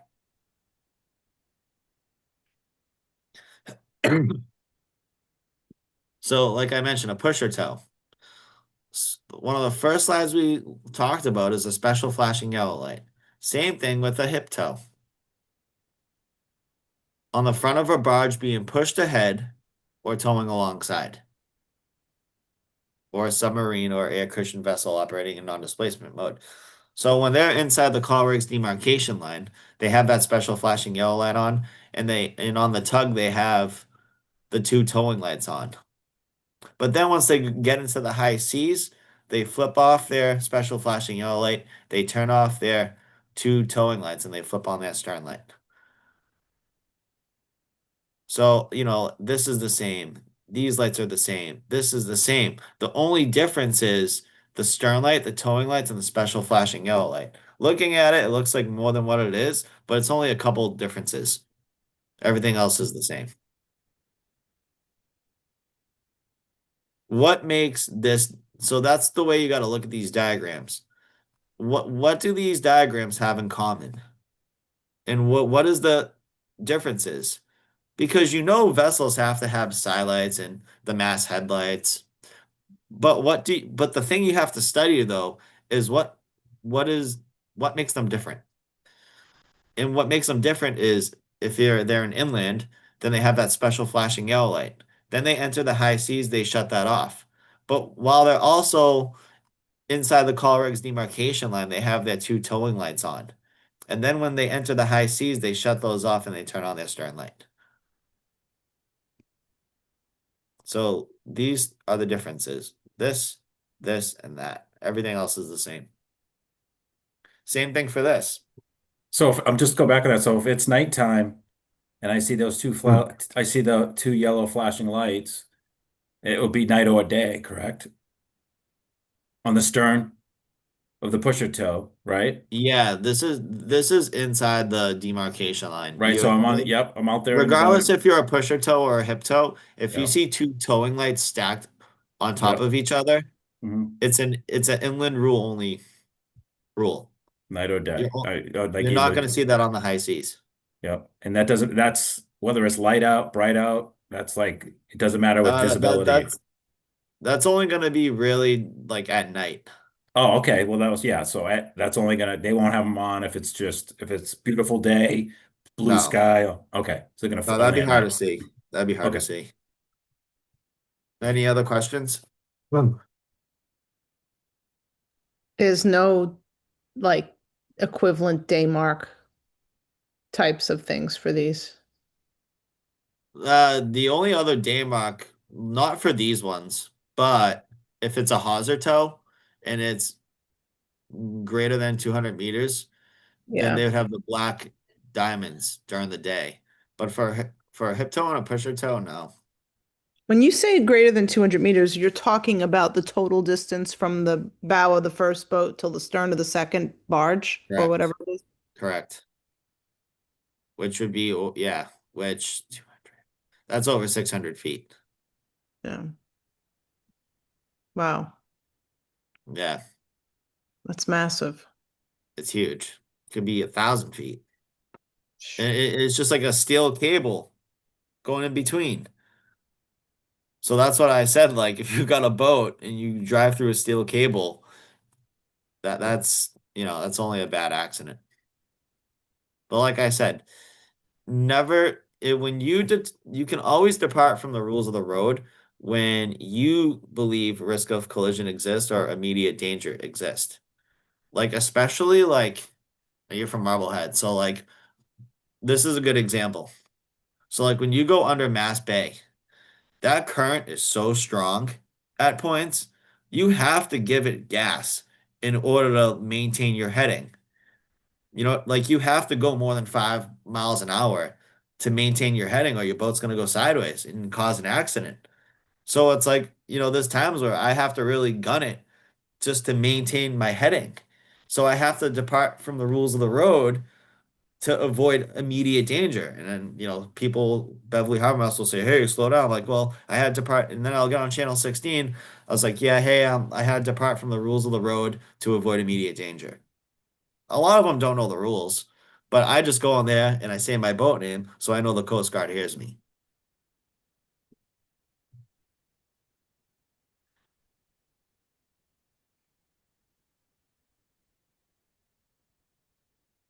So a composite unit tow.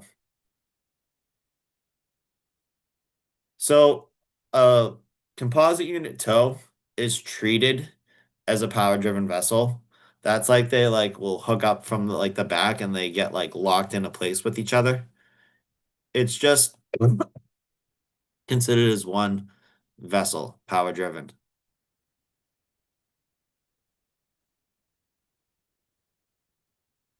So if it's greater than 50 meters in length, they would have to have two mast headlights and a vertical line, side lights and a stern light. But if they're less than 50 meters in length and greater than 12, then they have one mast headlight, side lights, and a stern light.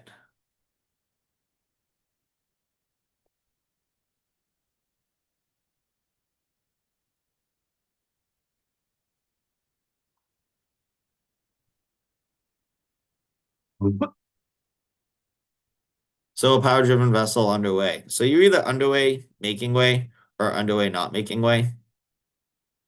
So in this case, the scenario, now this is things we already went over, but it's just to really like get you familiar with hearing it and seeing it and whatnot. So a power driven vessel that's underway, making way, has to have side lights.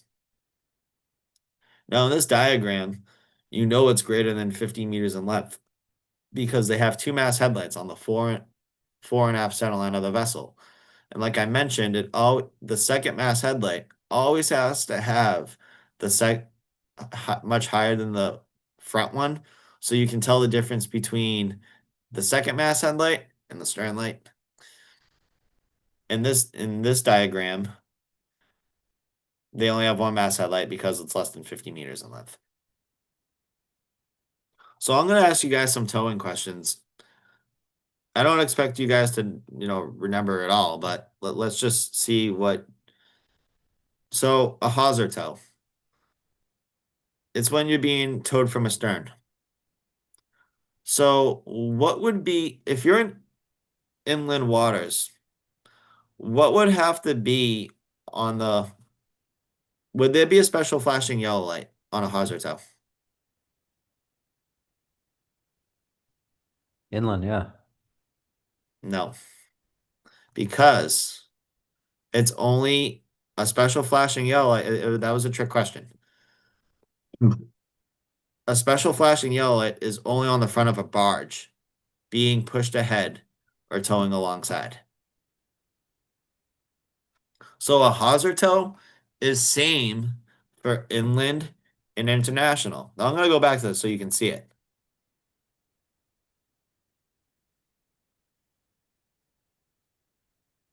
hawser tow. There's no such thing as special flashing yellow light because it's a both inland and international rule only.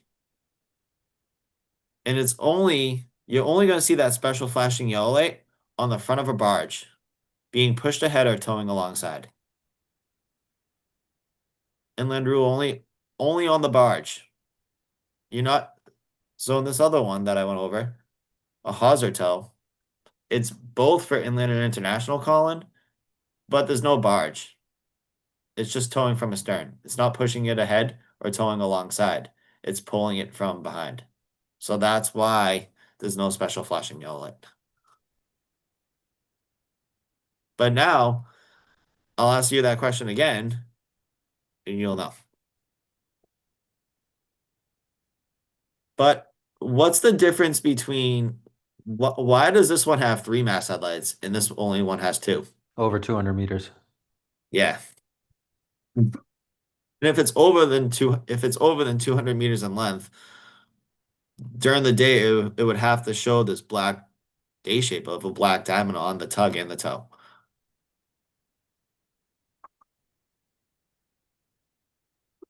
And yellow over white towing at night. So before I go to the next slides, I'm gonna ask you guys a couple questions. So on the front of a barge, so for a pusher tow and a hip tow, on the front of a barge, you're gonna see this special flashing yellow light.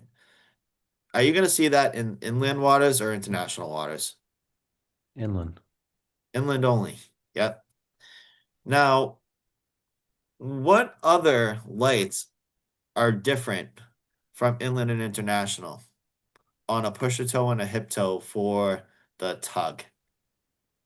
Would they have a stern light in inland waters, or would they have two towing lights? The stern light becomes white. Right. So yeah, and once they get into the high seas, you're right. But when they're in inland waters, they Two have two yellow. towing lights. Yeah, they have two towing lights in a vertical line. So for a hip tow and a pusher tow, inland only, they have that special flashing yellow light on the tow, but on the tug, they have two towing lights in a vertical line. But then when they get into the high seas, they shut off the special flashing yellow light on the tow and they turn off their two towing lights and they turn on their stern light.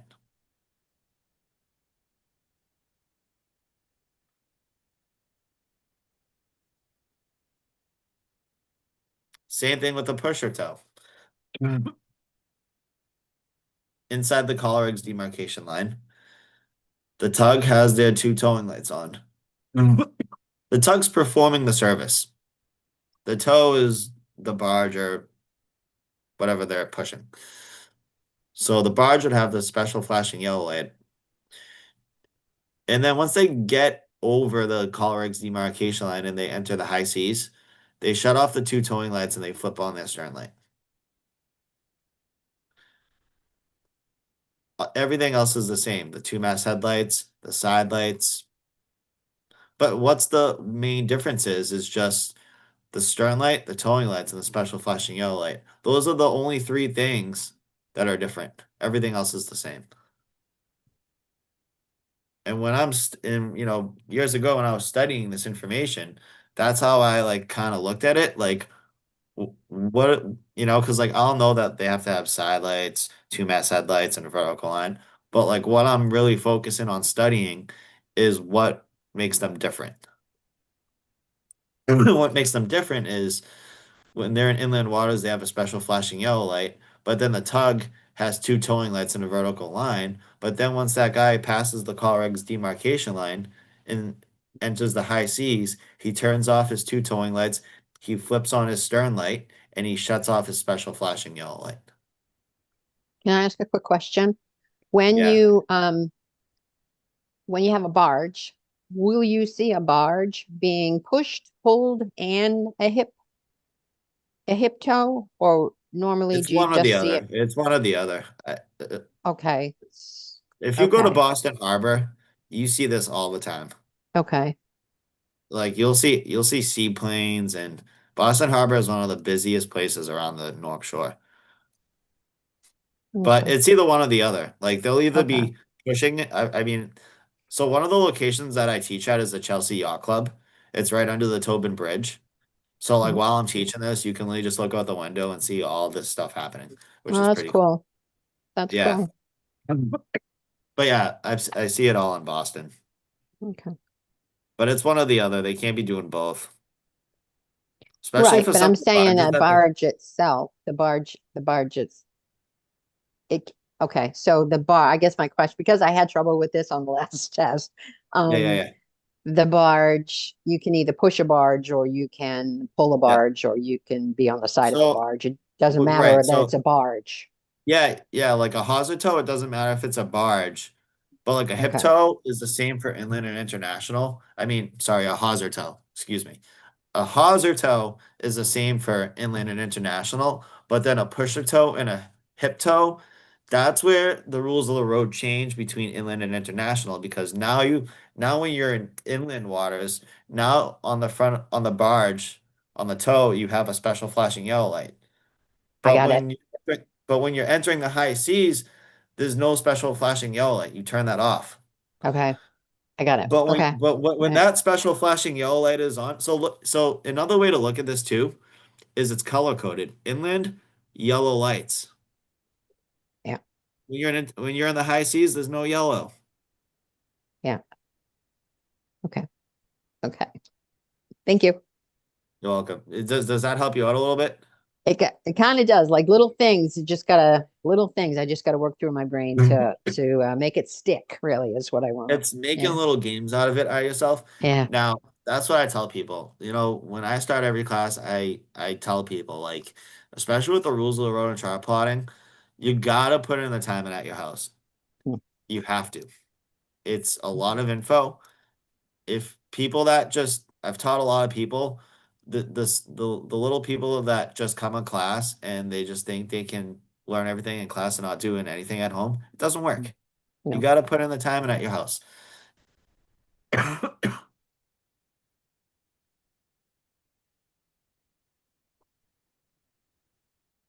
So I'll go back to towing in a little bit to go over that again.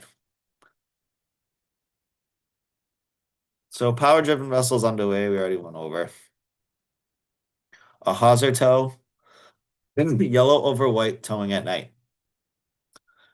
Inland only, and international, it's the same.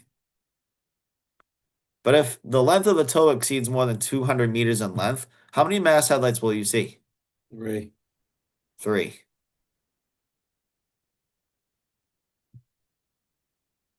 And you only see 3. That's only happens when you're doing that type of tow, correct? Yes. Yep. It's only a hawser tow, and the length of the tow is over 200 meters in length. That's the only time you're going to see 3 mast headlights in a vertical line. And the only times you're going to see 2 mast headlights in a vertical line is a hawser tow that the length of the tow is less than 200 meters, a pusher tow, or a hip tow. Because any other vessel that has 2 mast headlights is a power driven vessel that's greater than 50 meters in length, but it's separated on the fore and aft center line of the vessel.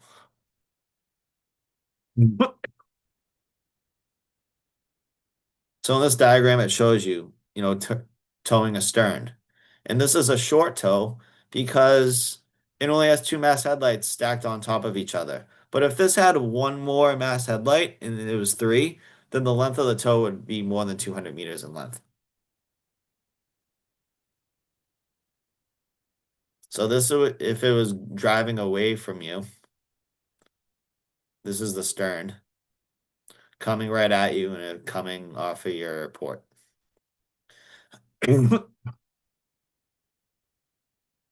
And during the day, if it did exceed 200 meters in length, then it would have to have a black diamond on the tug and the tow. Could you go back to that other, just go back one? Yeah. This one? Yeah. So on that picture on the right, it's Yeah. passing you with its starboard side towards you, Right. right? How come you don't see the stern light? It might be coming at I don't it might be coming at like an angle I don't know 100%. But like personally, it might just be coming at an angle where you can't see the stern. Okay. Because what we're gonna learn is like an overtaken situation, which I'm not even gonna get into really now, but something that we're gonna learn soon is how do you know that you're overtaking somebody? And that's when you're 22.5 degrees abaft of their beam. So that means you would only be able to see their stern light, neither side lights.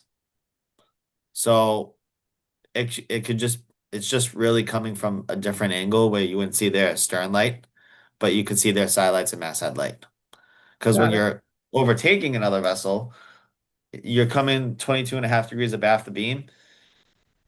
And how do they get 22.5 degrees abaft the beam? Well, they say, you know, a side light shows a unbroken light of 112.5 degrees. And then a stern light shows a degree of 135-degree arc. So the difference between 112.5 and 135 is 22.5 degrees. And if you're in that zone, you can only see the stern light and you wouldn't be able to see the side light. But I'll get into that later on once we get That into makes that. sense. That makes Yeah. sense. Yeah.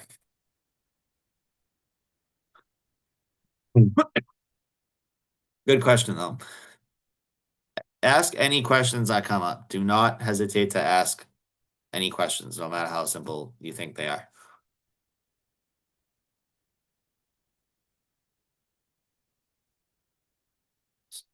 So 3 mast headlights, greater than 200 meters in length, black diamond during the day.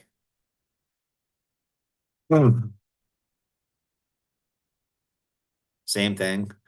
This is probably just coming at an angle where you can't see the stern light, but this is going away from you, coming at you off your port.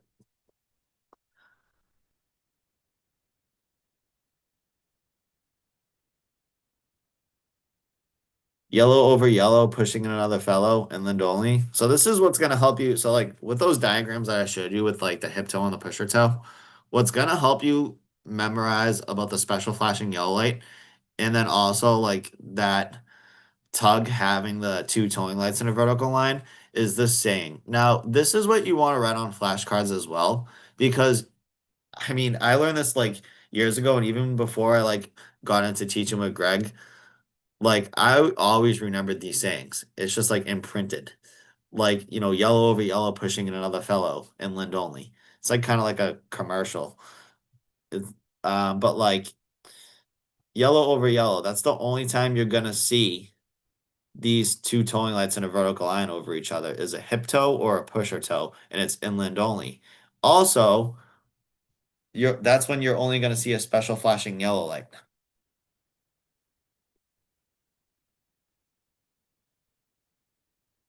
So yellow over yellow pushing in another fellow, Is there inland ever only. an instance where yellow is out of inland waters? Or is yellow always inland waters? It's only inland.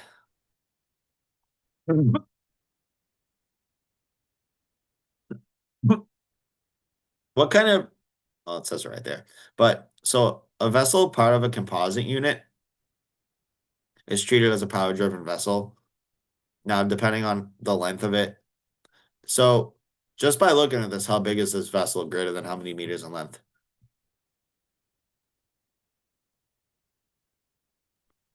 50? So More than 50? because it has 2 mast headlights. And the 4 is more lower in elevation than the second one because of why? It would interfere with the stern light. You have to be able to tell the difference between the second mast headlight and the stern light. That's why this one is higher up than this one.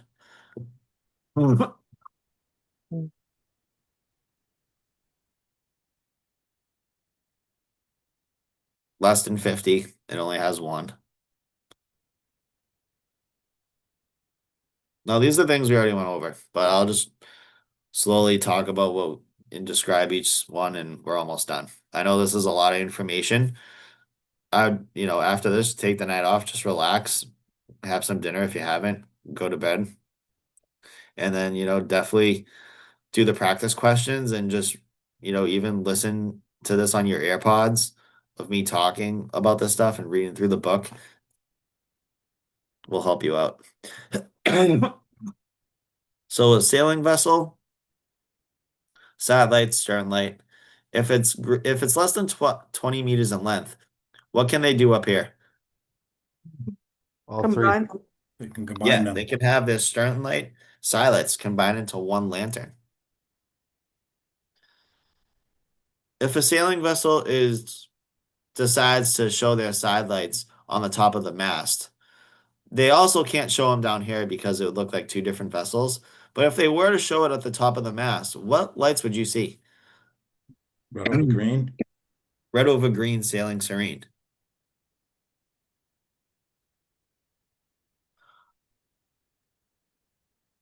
So we just went over it.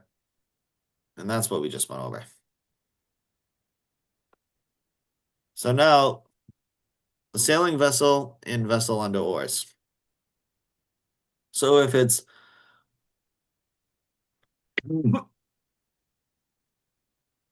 so a sailing vessel that's 12 meters in length or greater, and it's operated by machinery, they have to show this black cone. If it's less than 12, they don't have to. Vessel under oars would have to show, an all-around white light.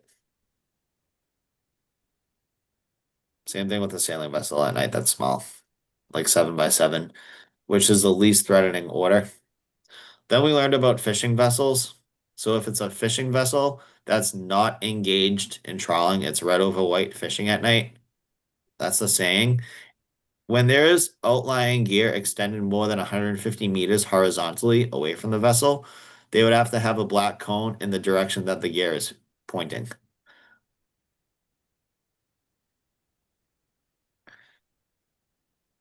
At night, this is what you would see. This is, underway, making way. So they can be engaged in that now when they're driving out to the fishing grounds, but they're not engaged in fishing. It's just a regular power-driven vessel. But then once they start using gear that restricts maneuverability, whether they're underway, making way or not, then they have to turn on their fishing lights. Green over white, trawling at night. Trawling other than they got rid of this, by the way. That's no longer a thing. That's just an FYI. There's no more basket. Sometimes, I mean, I have seen it on other boats, but it's not a thing anymore. But it's green over white trawling at night. Same thing with fishing. You would see the two black cones with the apexes facing together. This is underway, not making way. This is underway, making way. And at night, this is what you would see. Red over red. Now the pecking order like we went over and all the sayings that I taught you guys. Red over red, captain is dead, put two balls in his grave. You could be underway not making way, or you could be like me when I lost my steering and I was underway making way, but I didn't have to show these lights or day shapes because I'm less than 20 meters in length.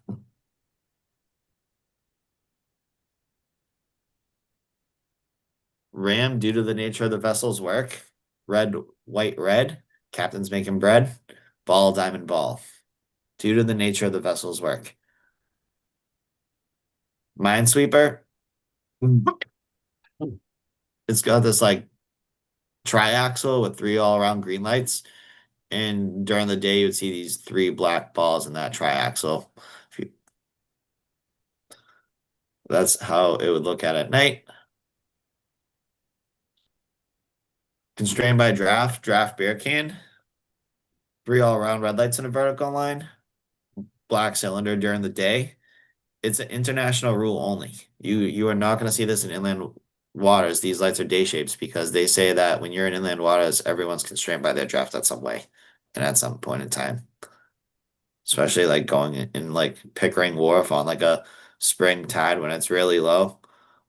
A lot of vessels are in, running aground. I always hear the schooner Fame saying they're constrained by draft, or even the Hannah Glover. They say it on Channel 16 when it's really low. And those big boats, like the schooner Fame or the Hannah Glover, like those, especially on like a spring tide, Like they can't go out of that way in Pickering Wharf or they're gonna run aground. So they're constrained by their draft. So that's why it's an international rule only because when you're in inland waters, everyone's constrained by their draft given a point in time. Rule 29, pilot vessels, white over red, pilot ahead. It's one of a marine pilot, a nautical pilot is like one of the most highest paying jobs on the water. They can easily make anywhere from 200 to 500 grand a season. Wow. Yep. So when I had you the train the trainer course with the Coast Guard, the academy that they had me do it with, to like teach maritime courses and whatnot, the instructor that I had was a nautical pilot. That's what he does for a living on top of teaching.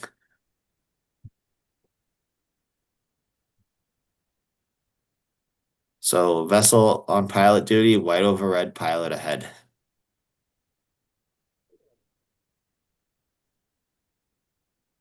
So an anchored vessel, least threatening, all around white light. During the day, you'd see a black ball.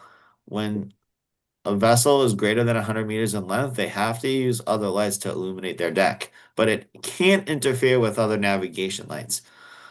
That's like the same on any vessel. Like you can like have blue lights and green lights and stuff like that, like pink lights or whatever, but it can't interfere with your regular navigation lights. You have to be able to tell the difference between party lights and navigation lights. Vessel at anchor at night, that's what it would look like. Vessel aground, you're anchored not by choice. Um, so you would have to have your anchor lights on, but you're anchored not by choice. You're aground. So what tells you that that vessel is anchored or aground? It's the two all-around red lights in a vertical line, which you would see on a not under command vessel, but then they have the anchor lights on as well, meaning they're aground. And during the day, it would be three black balls in a vertical line that they're aground. Balls, balls, balls. I'm seeing a lot of vessels aground on like like especially on the other side of Mass Bay, like heading towards the Danvers River, of people that don't know about that like big like how it like rises up and they try to go out of the channel. I'm seeing a lot of boats go aground there. Yeah. That's what it would look like at night. That's greater than 50 meters because they have to have two anchor lights and then the two all around red lights in a vertical line. That's it for class 12.